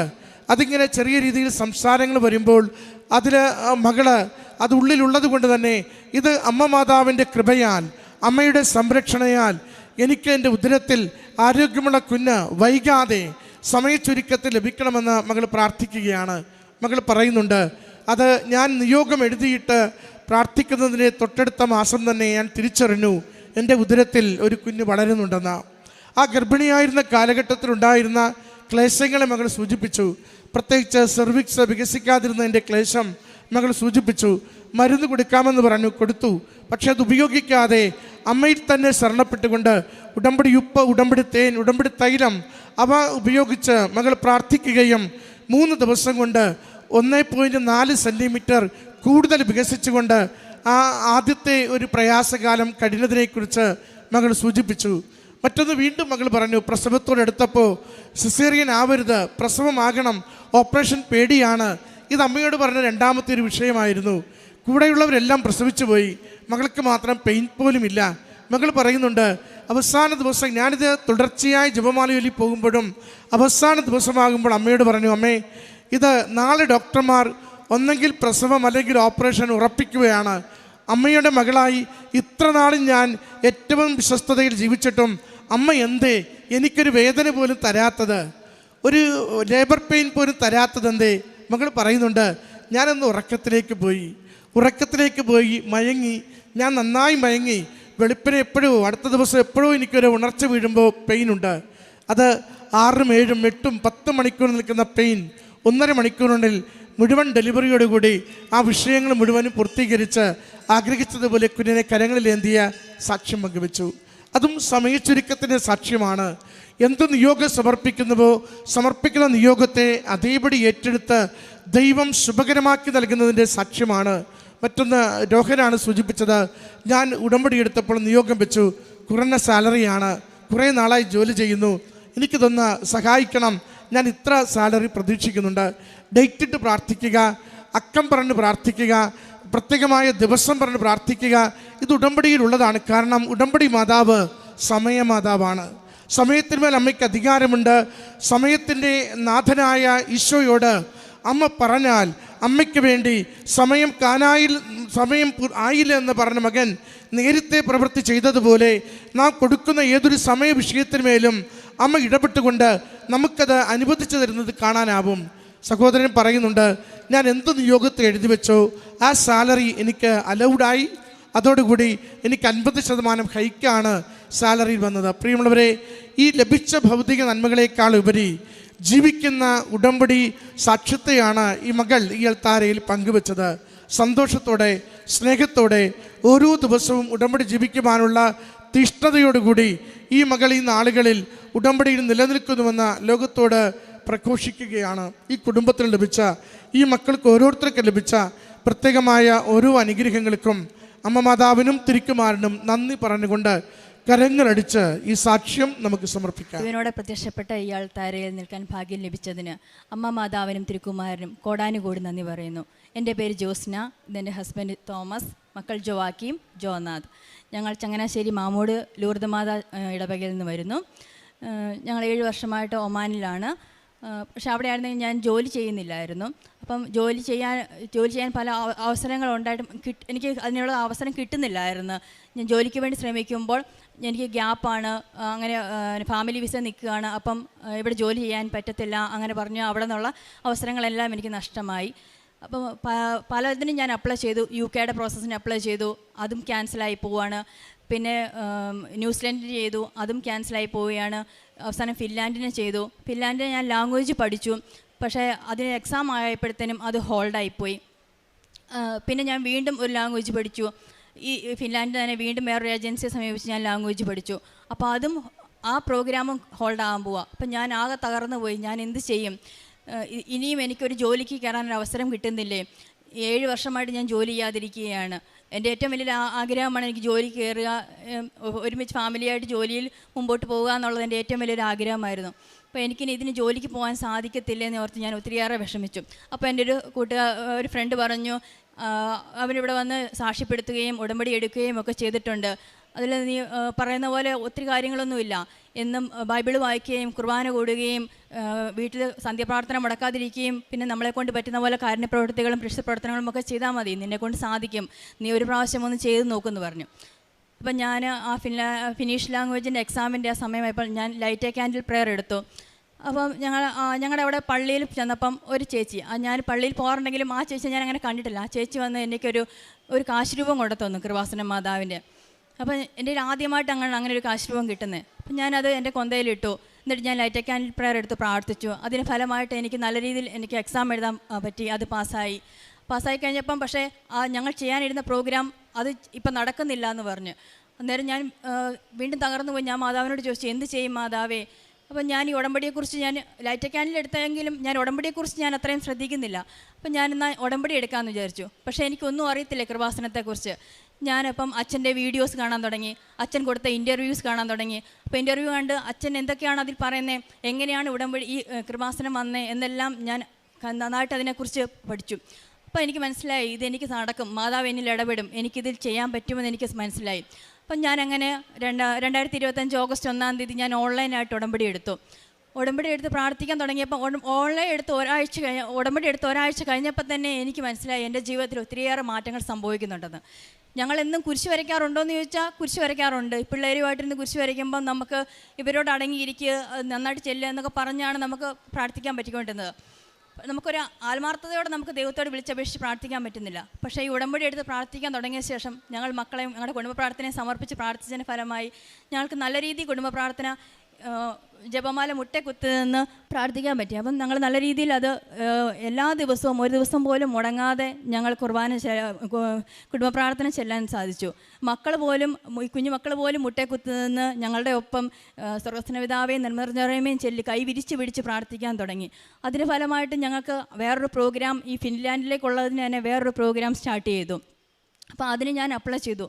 അപ്പോൾ 7 വർഷമായിട്ട് ഞാനൊരു ഇൻ്റർവ്യൂ അറ്റൻഡ് ചെയ്യുകയോ ഇങ്ങനെയുള്ളതിനൊന്നും ചെയ്തിട്ടില്ല. ആൾക്കാരുമായിട്ട് ഇങ്ങനെ ഇംഗ്ലീഷ് സംസാരിക്കേണ്ടതായ സാഹചര്യങ്ങളൊന്നും ഉണ്ടായിട്ടില്ല. അപ്പോൾ ഞാൻ ഒരു ഇൻ്റർവ്യൂ എനിക്ക് അറേഞ്ച് ചെയ്ത് കിട്ടി. സെപ്റ്റംബർ 24-ാം തീയതി അറേഞ്ച് ചെയ്ത് കിട്ടി. പക്ഷേ എനിക്ക് ഭയങ്കര ടെൻഷനായിപ്പോയി. അത് ഗ്രൂപ്പ് ഡിസ്കഷനാണ്, ഇൻഡിവിജ്വലായിട്ട് ഗ്രൂപ്പിൽ ക്വസ്റ്റ്യൻ ചോദിക്കും എന്നെല്ലാം കേട്ടപ്പോൾ 45 മിനിറ്റ് ഉണ്ട് ഇൻ്റർവ്യൂ എന്നൊക്കെ കേട്ടപ്പോൾ ഭയങ്കര ടെൻഷനായിപ്പോയി. എന്ത് ചെയ്യും? അപ്പം ഞാൻ ഉടമ്പടി ഉപ്പിട്ട് പ്രാർത്ഥിക്കാനും തേൻ നമ്മൾ കഴിക്കാനും ഒക്കെ തുടങ്ങി. ഈ ഇൻ്റർവ്യൂവിന് വേണ്ടി പ്രിപ്പയർ ചെയ്യാൻ തുടങ്ങി. മാതാവിനോട് വിളിച്ചപേക്ഷിച്ച് പ്രാർത്ഥിക്കാൻ തുടങ്ങി. എനിക്കൊന്നും അറിയത്തില്ല. ഞാൻ ഇത്രയും നാളായിട്ട് 7 വർഷമായിട്ട് എല്ലാ ടച്ചും വിട്ടിരിക്കുവാണ് നേഴ്സിങ്ങിൻ്റെ. അപ്പം എനിക്കിതിന് എന്ത് പറയണം എങ്ങനെയൊന്നും എനിക്കറിയത്തില്ല. മാതാവ് എനിക്ക് ശക്തി തരണം എനിക്കിത് പറയാനായിട്ട്. അങ്ങനെ ഇൻ്റർവ്യൂ ദിവസം വന്നു. ഞാൻ ഭയങ്കര ടെൻഷനാണ്. പക്ഷേ ഞാൻ എന്ത് ചെയ്തു, ഞാൻ ലാപ്ടോപ്പിലും ഞങ്ങൾ ഇരുന്ന ചെയറിലും എല്ലാം ഉപ്പിട്ട് പ്രാർത്ഥിച്ചു. എന്നിട്ട് ഞാൻ ഇൻ്റർവ്യൂവിന് 1 മണിക്കൂർ മുന്നേ ഞാൻ പഠിച്ചുകൊണ്ടിരുന്നതെല്ലാം ഞാൻ മാറ്റിവെച്ചു. ഞാൻ മുട്ടുമുന്നിൽ നിന്ന് ജപമാല കൈ വിരിച്ച് ചൊല്ലി. എൻ്റെ മക്കളും ഹസ്ബൻഡും ഞാൻ ഇൻ്റർവ്യൂ അറ്റൻഡ് ചെയ്തുകൊണ്ടിരുന്നപ്പോൾ കൈ വിരിച്ച് നിന്ന് പ്രാർത്ഥിച്ച് വിശ്വാസ പ്രമാണവും ചൊല്ലി. അങ്ങനെ 1 മണിക്കൂർ കഴിഞ്ഞപ്പോൾ ഞാൻ ഇൻ്റർവ്യൂ അറ്റൻഡ് ചെയ്ത്. ഇൻ്റർവ്യൂ എനിക്കറിയത്തില്ല ഞാനാണോ അത് അറ്റൻഡ് ചെയ്തതെന്ന് എനിക്ക് തന്നെ സംശയം തോന്നി. കാരണം അവർ ചോദിച്ച എല്ലാ ക്വസ്റ്റിനും എനിക്ക് നല്ല രീതിയിൽ ആൻസർ ചെയ്യാൻ പറ്റി. ഇൻഡിവിജ്വൽ ക്വസ്റ്റ്യൻ ആണെങ്കിലും ഗ്രൂപ്പ് ഡിസ്കഷൻ ആണെങ്കിലും എല്ലാം ഞാൻ നല്ല രീതിയിൽ അറ്റൻഡ് ചെയ്തു. അപ്പോൾ അവർ ഇൻ്റർവ്യൂ കഴിഞ്ഞപ്പോൾ എന്നോട് പറഞ്ഞു വെൽക്കം ടു ഫിൻലാൻഡ് എന്ന് പറഞ്ഞു. ദൈവം, ഞാൻ കരഞ്ഞു പോയി ആ അവരവസ്ഥയിൽ. കാരണം അത്രയേറെ ഞാൻ ആഗ്രഹിക്കുന്നുണ്ട് ഒരു ജോലിക്ക് വേണ്ടി. പിന്നെ ഇൻ്റർവ്യൂവിൻ്റെ പക്ഷേ റിസൾട്ട് വരാനായിട്ട് 2 മാസം എടുക്കുമെന്ന് അവർ പറഞ്ഞു. ഞങ്ങൾക്ക് ജനുവരിയിലായിട്ടാണ് ഇതിൻ്റെ ഇൻടേക്ക് വരുന്നത്. അപ്പോൾ 2 മാസം ഇൻ്റർവ്യൂവിൻ്റെ റിസൾട്ട് വരാൻ വെയിറ്റ് ചെയ്ത് കഴിഞ്ഞാൽ ഈ ജനുവരി ഇൻടേക്ക് ഞങ്ങൾക്ക് പോകാൻ പറ്റാണ്ടായിപ്പോൾ. അപ്പം ഞാൻ മാതാവിനോട് പറഞ്ഞു, മാതാവേ അത്രയും ലേറ്റ് ആയി കഴിഞ്ഞാൽ ഇനിയും ഞാൻ താമസിക്കും, പിന്നെ അടുത്ത ഓഗസ്റ്റ് ഇൻടേക്ക് ആവും. അപ്പോൾ അതുവരെയും ലേറ്റ് ആകാണ്ട് ഞങ്ങൾക്ക് എത്രയും പെട്ടെന്ന് ഇത് ഞങ്ങൾക്ക് സാധിച്ചു തരണമേ എന്ന് പറഞ്ഞ് ഞങ്ങളിങ്ങനെ ഞാനും ഹസ്ബൻഡും പ്രാർത്ഥിച്ചുകൊണ്ടിരിക്കുക. അപ്പം പ്രാർത്ഥിച്ചുകൊണ്ടിരിക്കുമ്പം ഒക്ടോബർ 15 എന്നൊരു ഡേറ്റ് ഇങ്ങനെ ഞങ്ങളുടെ മനസ്സിലോട്ട് വരുന്നുണ്ട്. അപ്പം നമ്മുടെ വീട്ടിൽ അപ്പം ജപമാല പ്രാർത്ഥന സമയത്ത് മാതാവിനെ വീട്ടിൽ കൊണ്ടുവന്ന് വെച്ച് പ്രാർത്ഥിക്കുന്ന സമയമാണ്. അപ്പോൾ എല്ലാ വീട്ടിലും പ്രാർത്ഥിക്കുന്നുണ്ട് മാതാവിനെ കൊണ്ടുവന്ന് വെച്ച്. അപ്പം ഞങ്ങളുടെ വീട്ടിൽ ഒക്ടോബർ 18 എന്നുള്ള ഡേറ്റ് എടുത്തു. അപ്പം ഈ ഒക്ടോബർ 18 എന്നുള്ള ഡേറ്റ് എടുത്തപ്പോൾ ഞാൻ മാതാവിനോട് ഒരു കാര്യം പറഞ്ഞോളൂ, മാതാവ് ഈ ഒക്ടോബർ 18 മാതാവ് ഞങ്ങളുടെ വീട്ടിൽ വരുമ്പോൾ എനിക്ക് മാതാവിനെ ഞാൻ റിസൾട്ട് അറിഞ്ഞ സന്തോഷത്തോടെ എനിക്ക് സ്വീകരിക്കാൻ പറ്റണമെന്ന്. അങ്ങനെ പ്രാർത്ഥന നടന്നപ്പോഴാണ് എനിക്ക് ഈ ഒക്ടോബർ 15 എന്നുള്ള ഡേറ്റ് വന്നത്. ഞാനിതെൻ്റെ ഹസ്ബൻഡിനോട് പറഞ്ഞപ്പോൾ ഹസ്ബൻഡ് പറയാം എനിക്കും ഈ ഒക്ടോബർ 15 എന്ന് മനസ്സിലോട്ട് വരുന്നുണ്ട്, പക്ഷേ എന്താണെന്ന് അറിയത്തില്ല. അങ്ങനെ ഇരുന്നപ്പം ഈ ഒക്ടോബർ 14 ഞങ്ങളുടെ റിസൾട്ട് അറിഞ്ഞു, എൻ്റെ പേര് ഇതിലുണ്ടെന്ന് അറിഞ്ഞു, പാസ്സായ ലിസ്റ്റിലുണ്ടെന്ന് അറിഞ്ഞു. ഒക്ടോബർ 15 മെയിൽ വന്നു, ഒഫീഷ്യലായിട്ട് മെയിൽ വന്നു, എനിക്ക് അവിടെ ഇൻ്റർവ്യൂ പാസ്സായിട്ടുണ്ട്, ബാക്കി പ്രോസസ്സിങ് സ്റ്റാർട്ട് ചെയ്യാമെന്ന്. അങ്ങനെ ഞങ്ങൾ ബാക്കി പ്രോസസ്സിങ് മാതാവിന് അത് ഞങ്ങൾക്ക് ഭയങ്കര സന്തോഷമായിരുന്നു. കാരണം വെച്ച് കഴിഞ്ഞാൽ ഞങ്ങൾ ഒരു ഡേറ്റ് നമുക്ക് മനസ്സിലോട്ട് കൊണ്ടുതന്ന മാതാവ്. അങ്ങനെ നമ്മൾ അതിന് ഒത്തിരിയേറെ സന്തോഷവും നന്ദിയും മാതാവിന് ഒത്തിരിയേറെ സമർപ്പിച്ചു. പിന്നെ ഞങ്ങൾക്ക് VFSൻ്റെ പ്രോസസ്സിങ് ആയി. വിസ പ്രോസസ്സിങ്ങിന് ഞങ്ങൾ ചെയ്തപ്പോഴത്തേനും ഞങ്ങൾക്ക് രണ്ടുപേർക്കും നവംബർ 26 എന്നുള്ള ഡേറ്റ് കിട്ടി VFSൻ്റെ അപ്പോയിൻമെൻറ്റ് എടുക്കാനായിട്ട്, വിസ പ്രോസസ്സിങ്ങിൻ്റെ. മക്കൾക്ക് ഡേറ്റ് കിട്ടുന്നില്ല. അപ്പോൾ ഞങ്ങൾ ഡൽഹിയിൽ പോയി വേണം ഇത് ചെയ്യാനായിട്ട്. അപ്പം ചെയ്യാൻ വേണ്ടി പോയപ്പോഴത്തേനും ഞങ്ങൾക്ക് രണ്ടുപേർക്കും 26 കിട്ടി, അപ്പോൾ മക്കൾക്ക് കിട്ടുന്നില്ല. അപ്പോൾ ഞങ്ങൾ ഒരുമിച്ച് ഫാമിലിയായിട്ട് പോകാൻ തീരുമാനിച്ചു. ഞങ്ങൾക്ക് മക്കൾക്ക് കിട്ടുന്നില്ലല്ലോ, ഇവരെ തന്നെ നമുക്ക് നിർത്തിയിട്ട് പോകാനും പറ്റത്തില്ല. അപ്പം ഞങ്ങൾ അന്നേരപ്പോഴാണ് അച്ഛൻ്റെ ഡെയിലി ബ്രെഡിൻ്റെ അകത്ത് അച്ഛൻ പറയുന്നത് നിങ്ങളൊരു ഡേറ്റ് ഇട്ട് സമർപ്പിച്ച് പ്രാർത്ഥിക്കണം എന്ന് പറയുന്നത്. അപ്പം ഞങ്ങൾ എന്ത് ചെയ്തു, നവംബർ 27, 28 ഈ ഒരു ഡേറ്റിനുള്ളിൽ ഞങ്ങളുടെ മക്കൾക്ക് കിട്ടണേ എന്ന് പ്രാർത്ഥിച്ചു. അപ്പം ഞങ്ങൾ എപ്പോൾ നോക്കുമ്പോഴും ഡിസംബർ 9, ഡിസംബർ 10 അങ്ങനെയൊക്കെ ഡേറ്റാണ് കിട്ടുന്നത്. അപ്പം നമ്മൾ നവംബർ 26 തൊട്ട് ഡിസംബർ 9 വരെയൊക്കെ നമ്മൾ ഡൽഹിയിൽ നിൽക്കുക എന്ന് പറയുന്നത് അത് ഭയങ്കര ചിലവുള്ള കാര്യങ്ങളായതുകൊണ്ടും നമുക്കങ്ങനെ നിൽക്കാൻ സാധിക്കാത്തതുകൊണ്ടും ഹസ്ബൻഡിന് ലീവ് എടുക്കാൻ പറ്റാത്തതുകൊണ്ടും നമുക്കത് എത്രയും പെട്ടെന്ന് മാതാവെ ഞങ്ങൾക്ക് നടത്തി തരണേ. ഞങ്ങൾ ഈ നവംബർ 27, 28 എന്നുള്ള ഡേറ്റിനെ സമർപ്പിച്ച് പ്രാർത്ഥിച്ച് ഞങ്ങൾക്ക് ആ ഡേറ്റിൽ ഞങ്ങൾക്ക് പിള്ളേർക്ക് അപ്പോയിൻമെൻറ്റ് കിട്ടാനായിട്ട്. അപ്പോൾ ഞങ്ങൾ 23-ാം തീയതി വരെ നോക്കിയിട്ട് ഞങ്ങൾക്ക് പിള്ളേർക്ക് അപ്പോയിൻമെൻറ്റ് ആ ഡേറ്റ് കിട്ടുന്നില്ല. 23-ാം തീയതി വൈകിട്ട് 24-ാം തീയതി വൈകിട്ട് ഞങ്ങളോട് പറഞ്ഞു നിങ്ങളുടെ നവംബർ 27 ഓപ്പൺ ആക്കിയിട്ടുണ്ട്, നമുക്ക് പിള്ളേർക്ക് അന്നേരം അപ്പോയിൻമെൻറ്റ് എടുക്കാമെന്ന്. അങ്ങനെ മാതാവ് അതും ഞങ്ങൾക്ക് വളരെ ഒരു അനുഗ്രഹമായിട്ട് തന്നു. അങ്ങനെ ഞങ്ങൾ നവംബർ 27-നും 26-നും ഡൽഹി VFSൽ പോയി അപ്പോയിൻമെൻറ്റ് എടുത്തു. അവിടെയും ഒരു ഇൻ്റർവ്യൂ പോലെ ഉണ്ടായിരുന്നു, പക്ഷേ അത് ഞങ്ങൾക്ക് നല്ല രീതിയിൽ അറ്റൻഡ് ചെയ്യാൻ പറ്റി. അന്നേരപ്പോഴെല്ലാം ഞങ്ങൾ മാതാവിൻ്റെ ഉടമ്പടി ഉപ്പും മാതാവിനോട് പ്രാർത്ഥിച്ചും കൊന്തച്ചൊല്ലിയും എല്ലാമാണ് പോയിരുന്നത്. അതെല്ലാം ഞങ്ങൾക്ക് വളരെ എങ്ങനെ സാധിച്ചു എന്ന് ഞങ്ങൾക്ക് അറിയില്ല, പക്ഷെ അതെല്ലാം വളരെ പെട്ടെന്ന് തന്നെ കാര്യങ്ങൾ നടത്തി തന്നു മാതാവെല്ലാം. ഒത്തിരി ലേറ്റ് ആവുകയോ ഒന്നും ചെയ്യാണ്ട് ഞങ്ങൾക്ക് എല്ലാം നടത്തി തന്നു. പിന്നെ ഞങ്ങൾ വിസയ്ക്ക് വേണ്ടിയുള്ള വെയിറ്റിംഗ് ആയിരുന്നു. അപ്പം ഞങ്ങൾ ഇവിടെ വന്നു. എൻ്റെ ഉടമ്പടി അപ്പോൾ ഓൺലൈൻ ഉടമ്പടി എടുത്തത് അതെൻ്റെ ഉടമ്പടി കഴിഞ്ഞു. അപ്പം ഞാൻ ഇവിടെ വന്നു, ഡിസംബർ 4-ാം തീയതി ഞാൻ ഇവിടെ വന്നു, ഉടമ്പടി എടുത്തു. അപ്പോൾ ആദ്യത്തെ നിയോഗമായിട്ട് തന്നെ ഞങ്ങൾ വെച്ചു. രണ്ടാമത്തെ നിയോഗമായിട്ട് ഞാൻ വെച്ചു ഞങ്ങൾക്ക് എല്ലാവർക്കും ഫാമിലിയായിട്ട് പോകണമെന്നാണ് ഞങ്ങൾ ആഗ്രഹിക്കുന്നത്. ഞങ്ങളങ്ങനെ പിരിഞ്ഞു നിന്നിട്ടില്ല. മക്കളെ ആയാലും നാട്ടിൽ നിർത്തിയിട്ട് അങ്ങനെ പോകാൻ എനിക്ക് പറ്റത്തില്ല. ഞങ്ങൾക്ക് ഒരുമിച്ച് പോകണമെന്നാണ് മാതാവെ ആഗ്രഹിക്കുന്നത്. ഞങ്ങൾക്ക് ഒരുമിച്ച് പോകാനായിട്ട് വിസ വരണേ, ലേറ്റ് ആകാണ്ട് ഞങ്ങൾക്ക് ഒരുമിച്ച് തന്നെ വിസ വരണേ എന്ന് പ്രാർത്ഥിച്ചു. സമയച്ചുരുക്കത്തിന് മാതാവെ എന്നെ ഞങ്ങളുടെ സാക്ഷിയാക്കി മാറ്റണമെന്ന് ഞാൻ എപ്പോഴും, പ്രത്യക്ഷീകരണ മാതാവെ എന്നെ ഞങ്ങളുടെ സാക്ഷിയാക്കി മാറ്റണമെന്ന് ഞാൻ എപ്പോഴും പ്രാർത്ഥിച്ചുകൊണ്ടേയിരുന്നു. അപ്പം ഡിസംബർ 8-ാം തീയതി ആയി. അതുവരെ ഞങ്ങളുടെ വിസയുടെ കാര്യത്തിൽ ഒരു അനക്കവും ഇല്ല. പക്ഷേ ബാക്കി ചിലർക്കൊക്കെ വിസ വന്നും തുടങ്ങി. അപ്പോൾ ഞങ്ങളുടെ എന്താ ഒന്നും ഒരു അനക്കവും വരുന്നില്ലോ എന്ന് പറഞ്ഞു. അപ്പം ഞാൻ പറഞ്ഞു ഡിസംബർ 8-ാം തീയതി രാവിലെ ഞാൻ ഹസ്ബൻഡും പറഞ്ഞു ഇന്ന് മാതാവിൻ്റെ അമലോത്ഭവ തിരുനാളല്ലേ, നമുക്ക് മാതാവിനോട് പറയാം നമുക്കിതൊരു ഗിഫ്റ്റായിട്ട് ഞങ്ങൾക്ക് തരണം, ഞങ്ങളുടെ എല്ലാവരുടെയും വിസ അപ്രൂവ് ആയെന്നുള്ള ഒരു ഗിഫ്റ്റായിട്ട് ഞങ്ങൾക്ക് തരണം മാതാവേ എന്ന് ഞങ്ങൾ പ്രാർത്ഥിച്ചു. അങ്ങനെ ഞങ്ങൾ വൈകുന്നേരം വരെ എല്ലാം ഫോണിൽ മെയിൽ വരുന്നുണ്ടോ എന്ന് ചെക്ക് ചെയ്തുകൊണ്ടേയിരുന്നു. പക്ഷെ അന്നേരം ഒന്നും മെയിൽ വന്നില്ല. പക്ഷെ രാത്രി 11:45 ഞങ്ങളുടെ ഫോണിലോട്ടൊരു മെയിൽ വന്നു. ഡിസംബർ 8-ാം തീയതി രാത്രി 11:45 തന്നെ അപ്പം ഞങ്ങൾ അന്ന് ഞങ്ങൾ 5:30 അന്ന് പാറൽപ്പള്ളി പെരുന്നാളായിരുന്നു. അപ്പം ഞങ്ങൾക്ക് അന്ന് പാറൽപ്പള്ളി പെരുന്നാളിന് ഞങ്ങൾ പോയപ്പോഴത്തേനും അത്ര ലേറ്റായിട്ടാണ് വന്നത്. അപ്പോൾ ഞങ്ങൾ ഇത് ഉടമ്പടി എടുത്ത ശേഷം ഒരു ദിവസം പോലും ഞങ്ങൾ ജപമാല മുടക്കിയിട്ടില്ല. അപ്പോൾ 11:30 വീട്ടിൽ വന്ന് കയറിയപ്പം ഞങ്ങൾ 11:30 ആയപ്പം ജപമാല ഞങ്ങൾ ചെല്ലിയില്ലോ എന്ന് പറഞ്ഞ് ഞങ്ങൾ 11:30 ആയപ്പോൾ ഞങ്ങൾ ജപമാല ചെല്ലാൻ വേണ്ടിയിരുന്നു.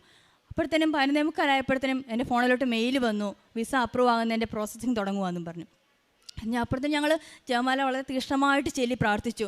അമ്മേ മാതാവേ, ഞങ്ങൾക്ക് എല്ലാവർക്കും എനിക്ക് മാത്രമേ അപ്രൂവ് ആകാനുള്ള അപ്ഡേറ്റ് ആകുന്നുള്ളൂ. അപ്പോൾ ഞങ്ങൾക്ക് എല്ലാവർക്കും അപ്ഡേറ്റ് ആയി തരണേ, അപ്രൂവൽ ആക്കി തരണേ എന്ന് ഞങ്ങൾ മാതാവിനോട് പ്രാർത്ഥിച്ചു. അപ്പം പിന്നെ ഞങ്ങൾ ജപമാല ചൊല്ലി അത് കഴിഞ്ഞപ്പോൾ 12 മണിയായപ്പോൾ കറക്റ്റ് 12 മണി ആറായപ്പോഴത്തേനും ഞങ്ങളുടെ ഫോണിലോട്ട്, എൻ്റെയും ഫോണിലോട്ട് ഹസ്ബൻഡിൻ്റെ ഫോണിലോട്ട് മെയിൽ വന്നു, വിസ അപ്രൂവായി, നിങ്ങൾക്ക് പോകാം, ഇനി ജനുവരി 7-ാം തീയതി തൊട്ട് മാർച്ച് വരെ നിങ്ങൾക്ക് എപ്പോൾ വേണേലും ഫിൻലാൻഡിലോട്ട് വരാം എന്നുള്ള രീതിയിൽ വിസ അപ്രൂവായി കിട്ടി. അതൊരു വളരെ വളരെ വളരെ ഒരു വലിയൊരു അനുഗ്രഹമാണ് ഞങ്ങൾക്ക് മാതാവിൽ നിന്ന് കിട്ടിയത്. സമയചുരുക്കത്തിന് മാതാവ് ഞങ്ങളുടെ കാര്യത്തിൽ, അതായത് ഓഗസ്റ്റിൽ ഞാൻ ഉടമ്പടി എടുത്തേ ഉള്ളൂ, ഈ ഡിസംബർ 8-ാം തീയതി ആയപ്പോഴേ മാതാവ് ഞങ്ങൾക്ക് അതിൻ്റെ വിസ അനുവദിച്ചു തന്നു. അത് വലിയൊരു അനുഗ്രഹമായിട്ടാണ് ഞാൻ കാണുന്നത് ഞങ്ങളുടെ ജീവിതത്തിൽ. അതുപോലെ മാതാവ് ഞങ്ങളുടെ ജീവിതത്തിൽ ഇടപെടാൻ തുടങ്ങിയതിൽ ഒത്തിരിയേറെ അനുഗ്രഹങ്ങളുണ്ട്. കുടുംബ പ്രാർത്ഥന വളരെ സജീവമായിട്ട് ഞങ്ങൾക്ക് ചെല്ലാൻ സാധിച്ചു. പള്ളിയിലാണേലും കുർബാനയിലാണേലും എല്ലാം ഞങ്ങൾക്ക് കുർബാന കൂടുന്നുണ്ടായിരുന്നെങ്കിലും നമുക്ക് അത് അത്രയേറെ വിശുദ്ധിയോടെ നമുക്ക് ഈ ഉടമ്പടി എടുത്ത ശേഷം കൂടാൻ സാധിച്ചു. പിന്നെ ഞങ്ങൾ എന്നും ഡെയിലി ബ്രെഡ് കൂടുമായിരുന്നു. അപ്പോൾ ഡെയിലി ബ്രെഡിൽ ഞാൻ അതിൽ എന്നും കമൻ്റ് ഇടുമായിരുന്നു, അമ്മേ മാതാവേ അങ്ങയുടെ പ്രതിഷ്ഠാനത്തിന് സാക്ഷിയാക്കി എനിക്ക് മാറ്റണമേ എന്ന്. അങ്ങനെ എന്നും അത് കൂടുമായിരുന്നു. ഉടമ്പടി ധ്യാനവും ഒരിക്കൽ പോലും ഞാൻ മുടക്കിയിട്ടില്ല, എന്നും അത് കൂടുമായിരുന്നു. പ്രേക്ഷിത പ്രവർത്തനമായിട്ട് ചെയ്തത് ഞങ്ങൾ എല്ലാ ദിവസവും ബൈബിൾ വായിക്കും, മുടങ്ങാതെ എല്ലാ ദിവസവും ബൈബിൾ 1 മണിക്കൂർ വായിക്കാൻ തുടങ്ങി. മക്കളെയും കൂടെ കൂട്ടി ഒരുമിച്ച് നല്ല രീതിയിൽ സന്ധ്യാപ്രാർത്ഥന ചെല്ലാൻ തുടങ്ങി. കുർബാനയിൽ മുടക്കം വരാത്ത തുടങ്ങി. എന്നും ജപമാല എന്നും ചെല്ലാൻ തുടങ്ങി. ജപമാല കൈപിടിച്ച് ചെല്ലുമ്പോൾ നമുക്കൊരു വളരെ വലിയൊരു ശക്തിയാണ് നമ്മുടെ കൂടെ കിട്ടുന്നത്. പിന്നെ മറ്റുള്ളവരെ നമ്മളെ കൊണ്ട് കഴിയുന്ന രീതിയിലെല്ലാം സഹായിക്കാൻ പറ്റി. ഉടമ്പടി കൃപാസന പത്രമാണെങ്കിലും ഞാൻ ഒമാനിലോട്ട് ഇവിടുന്ന് വരുത്തി, നാട്ടിൽ നിന്ന് വരുന്നവരിൽ നിന്ന് വരുത്തി അവിടെ ഞങ്ങൾ വിതരണം ചെയ്യുകയും പ്രാർത്ഥിക്കുകയും എല്ലാം ചെയ്തു. കാരുണ്യപ്രവർത്തികളായിട്ട് മറ്റുള്ളവരെ ഒത്തിരിയേറെ ഞങ്ങളെ കൊണ്ട് പറ്റുന്ന രീതിയിലെല്ലാം ഞങ്ങൾ സഹായിക്കുകയും ഒക്കെ ചെയ്തിട്ടുണ്ട്. ഞങ്ങൾക്ക് കിട്ടിയ ഈ അനുഗ്രഹത്തിന്, വലിയ ഒരു അനുഗ്രഹത്തിന്, അമ്മ തന്ന ഈ വലിയ അനുഗ്രഹത്തിന് അമ്മ മാതാവിനും തിരുക്കുമാരനും കോടാനുകോടി നന്ദി പറയുന്നു. അതുപോലെ ഞങ്ങൾ ഉടമ്പടി ഒപ്പിട്ട് പ്രാർത്ഥിക്കുമ്പം നമുക്ക് ഇതുവരെ സത്യം പറഞ്ഞാൽ ഉടമ്പടി എടുത്ത ശേഷം നമുക്കങ്ങനെ ഒരു അസുഖങ്ങളാൽ നമ്മൾ ബുദ്ധിമുട്ടേണ്ടി വന്നിട്ടില്ല. ഞങ്ങൾ കുഞ്ഞുമക്കളാണേലും അല്ലെങ്കിൽ എല്ലാ ദിവസവും അവർക്ക് പനിയും ജലദോഷവുമാണ്. പക്ഷേ ഈ ഉപ്പിട്ട് നമ്മൾ അവർക്ക് വെള്ളം കൊടുക്കാനും തേൻ കൊടുക്കാനും ഈ വിശ്വാസ പ്രമാണം ചൊല്ലി തേൻ കൊടുക്കാനും ഒക്കെ തുടങ്ങിയ ശേഷം അവർക്ക് അങ്ങനെ അസുഖങ്ങൾ വരുന്നേയില്ല. ചെറിയൊരു ജലദോഷം വരും, പക്ഷെ നമ്മൾ അപ്പോഴേ തന്നെ തേൻ കൊടുക്കും. അവരുടെ എല്ലാ അസുഖങ്ങളും അതോടെ തന്നെ ഞങ്ങളങ്ങനെ ഹോസ്പിറ്റലിൽ പോകേണ്ടതായ സാഹചര്യം പോലും ഇല്ലാണ്ടായി ഈ ഉപ്പിട്ട് പ്രാർത്ഥിച്ചതിൻ്റെയും തേൻ കൊടുക്കാൻ തുടങ്ങിയതിൻ്റെയും ഫലമായിട്ട്. ഇത്രയേറെ അനുഗ്രഹം തന്ന് ഞങ്ങളുടെ കുടുംബത്തെ അനുഗ്രഹിച്ചതിന് ഇനിയും ഞങ്ങൾക്ക് ഒത്തിരിയേറെ അനുഗ്രഹങ്ങൾ ഞങ്ങൾക്ക് തരുമെന്നുള്ള പ്രതീക്ഷയിൽ ഇവിടെ വന്ന് ഇനിയും ഞങ്ങൾ സാക്ഷ്യം പറയാനായിട്ട് ഞങ്ങൾക്ക് സാധിക്കുമെന്നുള്ള പ്രതീക്ഷയിൽ അമ്മ മാതാവിനും തിരുക്കുമാരനും കോടാനുകോടി നന്ദി പറയുന്നു. എസെക്കിയേൽ 37:6 ഞാൻ നിങ്ങളുടെ മേൽ ഞരമ്പുകൾ വെച്ച് പിടിപ്പിക്കുകയും മാംസം വളർത്തുകയും ചർമ്മം പൊതിയുകയും നിങ്ങളിൽ പ്രാണൻ നിവേശിപ്പിക്കുകയും ചെയ്യും. നിങ്ങൾ ജീവൻ പ്രാപിക്കും. ഞാനാണ് കർത്താവ് എന്ന് അപ്പോൾ നിങ്ങൾ അറിയും. ജോസ്ന എമ്മാനുവേൽ എന്ന ഈ സഹോദരിയും കുടുംബവും വലിയ സന്തോഷത്തോടുകൂടി പരിശുദ്ധ കൃപാസന മാതാവിൻ്റെ ഓൺലൈൻ ഉടമ്പടിയിലൂടെയും തീർത്ഥാടന ഉടമ്പടിയിലൂടെയും ലഭിച്ച അനുഗ്രഹങ്ങളെ സാക്ഷ്യപ്പെടുത്തുകയാണ്. വിശ്വാസം എത്ര കണ്ട് ജീവിതത്തിൽ അനുഭവതലത്തിൽ മാറി എന്ന് ഈ കുടുംബം വാക്കുകളിലൂടെ സാക്ഷ്യപ്പെടുത്തുന്നുണ്ട്. എന്തെങ്കിലും പ്രാർത്ഥിക്കുന്നതിലല്ല, എങ്ങനെയെങ്കിലും ജീവിക്കുന്നതിലല്ല, ദൈവത്തെ അറിഞ്ഞ് സ്നേഹിക്കുവാനും അമ്മ മാതാവിൽ ആശ്രയിച്ച് ശരണപ്പെടുവാനും ഈ കുടുംബത്തിന് ഈ നാളുകളിൽ നൽകിയ സവിശേഷമായ സംരക്ഷണത്തെയും അത്ഭുതകരമായി ഏറെ നാളായി പ്രാർത്ഥിച്ചു കൊണ്ടിരുന്ന പരിശ്രമിച്ചു കൊണ്ടിരുന്ന ആ ഒരു വിദേശ യൂറോപ്യൻ രാജ്യത്തിലേക്കുള്ള ജോലിക്ക് വേണ്ടിയുള്ള പരിശ്രമങ്ങൾ സുന്ദരമായി സുഗമമായി ഈ കുടുംബത്തിന് ഈ ചുരുങ്ങിയ നാളുകളിൽ ചുരുങ്ങിയ ദിവസങ്ങളിൽ അമ്മ മാതാവ് ഒരുക്കി കൊടുത്തതിൻ്റെ സന്തോഷമാണ് ഈ അൾത്താരയിൽ സാക്ഷ്യപ്പെടുത്തിയത്. മകൾ പറഞ്ഞു, ഏറെ വർഷങ്ങളുടെ ജോലി എടുക്കാത്തതിൻ്റെ ഗ്യാപ്പുണ്ട്. അതുകൊണ്ട് തന്നെ പലയിടങ്ങളിലേക്കും ജോലിക്ക് പോകുവാൻ നോക്കിയിട്ട് നിരന്തരമായ തടസ്സങ്ങളുമായിരുന്നു. മറ്റുള്ളവർ പറഞ്ഞു കേട്ടാണ് കൃപാസനത്തെക്കുറിച്ച് അറിയുന്നതും അറിഞ്ഞ നാളുകളിൽ ആദ്യം ലൈറ്റ് എ ക്യാൻഡിൽ പ്രേയറിലൂടെയും പിന്നീട് ഓൺലൈൻ ഉടമ്പടിയിലൂടെയും ജീവിത വിഷയങ്ങളെ വിദേശത്തേക്ക് പോകുവാനുള്ള പരിശ്രമത്തെ ഏൽപ്പിച്ചു കൊടുക്കുകയും ചെയ്യുന്നത്. എന്നാൽ അമ്മ മാതാവിൻ്റെ കരങ്ങളിൽ ഈ നിയോഗങ്ങൾ ഏൽപ്പിച്ചു കൊടുത്ത നാൾ മുതൽ എന്നും അമ്മ സന്ദേശങ്ങളിലൂടെ ജീവിതത്തെ വഴി നടത്തിയതാണ് മകൾ സൂചിപ്പിക്കുന്നത്. ഒക്ടോബർ 15 എന്നൊരു തീയതി കുടുംബത്തിന് ലഭിച്ചത്, ഭാര്യയ്ക്കും ഭർത്താവിനും ലഭിച്ചത് രണ്ടുപേരും സാക്ഷ്യപ്പെടുത്തുന്നുണ്ട്. എന്താണ് തീയതിയുടെ അർത്ഥമെന്നവർക്ക് മനസ്സിലായില്ല. എന്നാൽ അമ്മയുടെ അരികിൽ ഒരു പ്രാർത്ഥന നിരന്തരം കൊടുത്തിരുന്നു. ഒക്ടോബർ 18 അമ്മ മാതാവ് ഞങ്ങളുടെ കുടുംബത്തിൽ വരുന്നതിന് മുമ്പ് സന്തോഷത്തോടു കൂടി അമ്മയെ സ്വീകരിക്കുവാൻ ഞങ്ങളെ സഹായിക്കണമെന്ന് മകൾ അതാണ് സാക്ഷ്യപ്പെടുത്തിയത്. ഒക്ടോബർ 15 ഇൻ്റർവ്യൂ ഞങ്ങൾക്ക് ക്ലിയറായി കിട്ടുന്നതിൻ്റെ എല്ലാ വഴികളും അമ്മ മാതാവ് ഒരുക്കി തന്നു. അതോടൊപ്പം തന്നെ വിസ പ്രോസസ്സിന് വേണ്ടി VFS വേണ്ടി പോകുവാൻ അമ്മ വഴിയൊരുക്കി തന്നു. അത് മക്കൾക്ക് വേണ്ടത് ശരിയാവുന്നില്ലായിരുന്നു. എന്നാൽ അതും ആ നവംബർ മാസം അവസാനം 27-ാം തീയതി അവിടെ ചെന്ന് മക്കളുടെ ഉൾപ്പെടെ എല്ലാവരുടെ വിസ പ്രോസസ്സിൻ്റെ കാര്യങ്ങൾ അവിടെ നിർവഹിക്കുവാനായിട്ട് അമ്മ സാഹചര്യം ഒരുക്കി തന്നു. വീണ്ടും 2 മാസത്തിനുള്ളിൽ വിസ വരുമെന്നാണ് അറിയിപ്പ് കിട്ടിയത്. അപ്പോൾ ഇന്ത്യക്ക് വീണ്ടും ഒരു 6 മാസം കൂടി നീണ്ടുപോകുവാൻ സാധ്യതയുണ്ട്. അതാണ് അമ്മയുടെ കരങ്ങളിൽ ഏൽപ്പിച്ച് പ്രാർത്ഥിക്കുന്നത്. അമ്മ മാതാവെ, സമയച്ചുരുക്കത്തിൻ്റെ അമ്മ ജീവിതത്തിൽ ഇടപെട്ടുകൊണ്ട് ഈ വിഷയം ഏറ്റവും നേരത്തെ നൽകുവാൻ തക്കവിധം സഹായിക്കണമെന്ന് സഹോദരി സൂചിപ്പിക്കുന്നുണ്ട്. ഉടമ്പടി എടുത്ത അന്ന് മുതൽ ഉടമ്പടി ജീവിക്കുവാൻ കുടുംബം ഒരുമിച്ച് നിരന്തരം ശ്രദ്ധ പതിച്ചിട്ടുണ്ട്. അത് ജപമാല പ്രാർത്ഥനയിലാണെങ്കിൽ, വിശുദ്ധ കുർബാനയിലാണെങ്കിൽ, ഉപവാസത്തിലാണെങ്കിൽ, ദൈവവചന പാരായണത്തിലാണെങ്കിൽ എല്ലാം അമ്മ മാതാവിനോട് ചേർന്ന് ജീവിതത്തെ മുന്നോട്ട് നയിക്കുവാനും കുടുംബത്തിൽ പ്രഥമ സ്ഥാനം ഈശോയ്ക്കും അമ്മയ്ക്കും കൊടുത്തുകൊണ്ട് ജീവിതത്തെ ക്രമീകരിക്കുവാനും നിരന്തരം ശ്രദ്ധിച്ചിട്ടുണ്ട്. അതുകൊണ്ടാണ് ഈ 8-ാം തീയതി, അത് അമ്മ മാതാവിൻ്റെ തിരുനാൾ ദിനം, അത് ആഗ്രഹിച്ച് ചോദിക്കുന്നുണ്ട്. അമ്മയുടെ തിരുനാൾ സമ്മാനമായി ഞങ്ങൾക്ക് ഞങ്ങളുടെ വിസയുടെ കാര്യം നൽകിയാൽ സന്തോഷമാണെന്ന്. അമ്മയുടെ മക്കൾക്കെടുത്ത സ്വാതന്ത്ര്യത്തോടു കൂടിയാണ് ചോദിക്കുന്നത്. ഉടമ്പടിയിലായിരിക്കുന്നവർ എപ്പോഴും അമ്മയോട് അടയാളങ്ങൾ ചോദിക്കാറുണ്ട്, സമ്മാനങ്ങൾ ചോദിക്കാറുണ്ട്, ബർത്ത്ഡേ ഗിഫ്റ്റ് ചോദിക്കാറുണ്ട്. അത് ഉടമ്പടി ക്ലിയർ ആണോ അതൊക്കെ അനുവദിച്ച് കിട്ടുന്നത് ഓരോരുത്തരും സാക്ഷ്യപ്പെടുത്താറുമുണ്ട്. മക്കൾ പറയുന്നുണ്ട്, അന്ന് വൈകുന്നേരം വരെ ഇങ്ങനെ മെയിൽ വരുന്നുണ്ടോ എന്ന് പരിശോധിച്ചു കൊണ്ടിരുന്നു, ഒന്നും നടന്നില്ല. പാറയിൽപ്പള്ളിയിൽ മാതാവിൻ്റെ തിരുനാൾ കൂടാൻ ഒരുമിച്ച് പോയി. അവിടെ തിരുനാളൊക്കെ പങ്കുചേർന്ന് പ്രാർത്ഥിച്ച് രാത്രി വൈകി വന്നു. 11:30 ആയപ്പോഴും മക്കൾ പറഞ്ഞു നമുക്ക് കൊന്ത ചൊല്ലിയിട്ട് കിടക്കാമെന്ന്. അങ്ങനെ കുഞ്ഞുങ്ങൾ ഉൾപ്പെടെ ആ രാത്രി 11:30 ജപമാല ചൊല്ലുന്നു. സാധാരണ നമുക്ക് ഒരു തിരുനാളോ നല്ല കാര്യമോ മറ്റെന്തെങ്കിലും ഉണ്ടെങ്കിൽ നമ്മൾ കുടുംബ പ്രാർത്ഥന ഒഴിവാക്കാറുണ്ട്. പക്ഷെ ഉടമ്പടി എടുക്കുന്നവർക്ക് ഈ മജ്ജയും മാംസവും വെച്ച വിശ്വാസത്തിലേക്ക് ജീവിതം മാറുന്നത് കാണാൻ പറ്റും. കേവലം ഒരു വിശ്വാസിയായിട്ടല്ല, ദൈവത്തെ അറിഞ്ഞ് സ്നേഹിച്ച് ദൈവത്തിന് വേണ്ടി സമയം കൊടുക്കുവാൻ സന്നദ്ധതയുള്ള ജീവിതമായി നമ്മുടേത് മാറിക്കൊണ്ടിരിക്കും. അതാണ് എസെക്കിയേൽ പ്രവാചകൻ്റെ വാക്കുകളിൽ നമ്മൾ കേട്ടത്. അവിടെ ചർമ്മം പൊതിയുന്ന, മാംസം വെച്ച് പിടിപ്പിക്കുന്ന, മജ്ജ വെച്ച് പിടിപ്പിക്കുന്ന, ജീവൻ ലഭിക്കുന്ന ഒരു വിശ്വാസത്തിലേക്ക് നമ്മൾ മാറിക്കൊണ്ടിരിക്കും. എന്തെങ്കിലും ചെയ്യുവാൻ വേണ്ടി ചെയ്യുന്നതായിട്ടല്ല, മറിച്ച് എന്തുകൊണ്ട് ചെയ്യുന്നുവെന്ന് അറിഞ്ഞുകൊണ്ട് ദൈവസന്നിധിയിൽ നമ്മൾ വ്യാപരിക്കുന്നവരായി മാറിക്കൊണ്ടിരിക്കും. സഹോദരി സൂചിപ്പിച്ചു, ജപമാല ചൊല്ലി ഏതാണ്ടൊരു പകുതി എത്തുമ്പോൾ 11:45 ആദ്യത്തെ ഇമെയിൽ വന്നു. അത് വിസ പ്രോസസ്സിൻ്റെ ആ വിസ വരുന്നതിന് വേണ്ടിയുള്ള ഇൻറ്റിമേഷൻസ് ആയിരുന്നു. അത് 12 മണിയാകുമ്പോൾ അതിൻ്റെ മറ്റു കാര്യങ്ങളെല്ലാം പൂർത്തീകരിച്ച് വിസ റെഡിയായി അത് കരങ്ങളിലേക്ക് നൽകപ്പെടുകയാണെന്ന് മെയിലാണ് 2 പേർക്കും, ഭാര്യയ്ക്കും ഭർത്താവിനും, ഫാമിലി വിസ അനുവദിച്ചുകൊണ്ട് അവരുടെ ആ കാര്യങ്ങളെല്ലാം പ്രൊസീജിയർ പൂർത്തീകരിച്ച് അമ്മ മാതാവ് ഏൽപ്പിച്ചു കൊടുക്കുന്നത്. 8-ാം തീയതി അമ്മയോട് ചോദിച്ചു. 8-ാം തീയതി തീരുന്നതിന് മുമ്പ് അവരുടെ കരങ്ങളിൽ വിസയുടെ കാര്യങ്ങൾ പൂർത്തീകരിച്ചു കൊടുത്ത് അമ്മ മാതാവ് സന്ദേശം നൽകുന്നുണ്ട്. ജനുവരി ഇൻടേക്കിൽ തന്നെ നിങ്ങൾക്ക് ഫിൻലാൻഡിലേക്ക് വരാമെന്ന്. പ്രിയമുള്ളവരെ, കഴിവുകൊണ്ടല്ല നേടിയെടുത്തത്.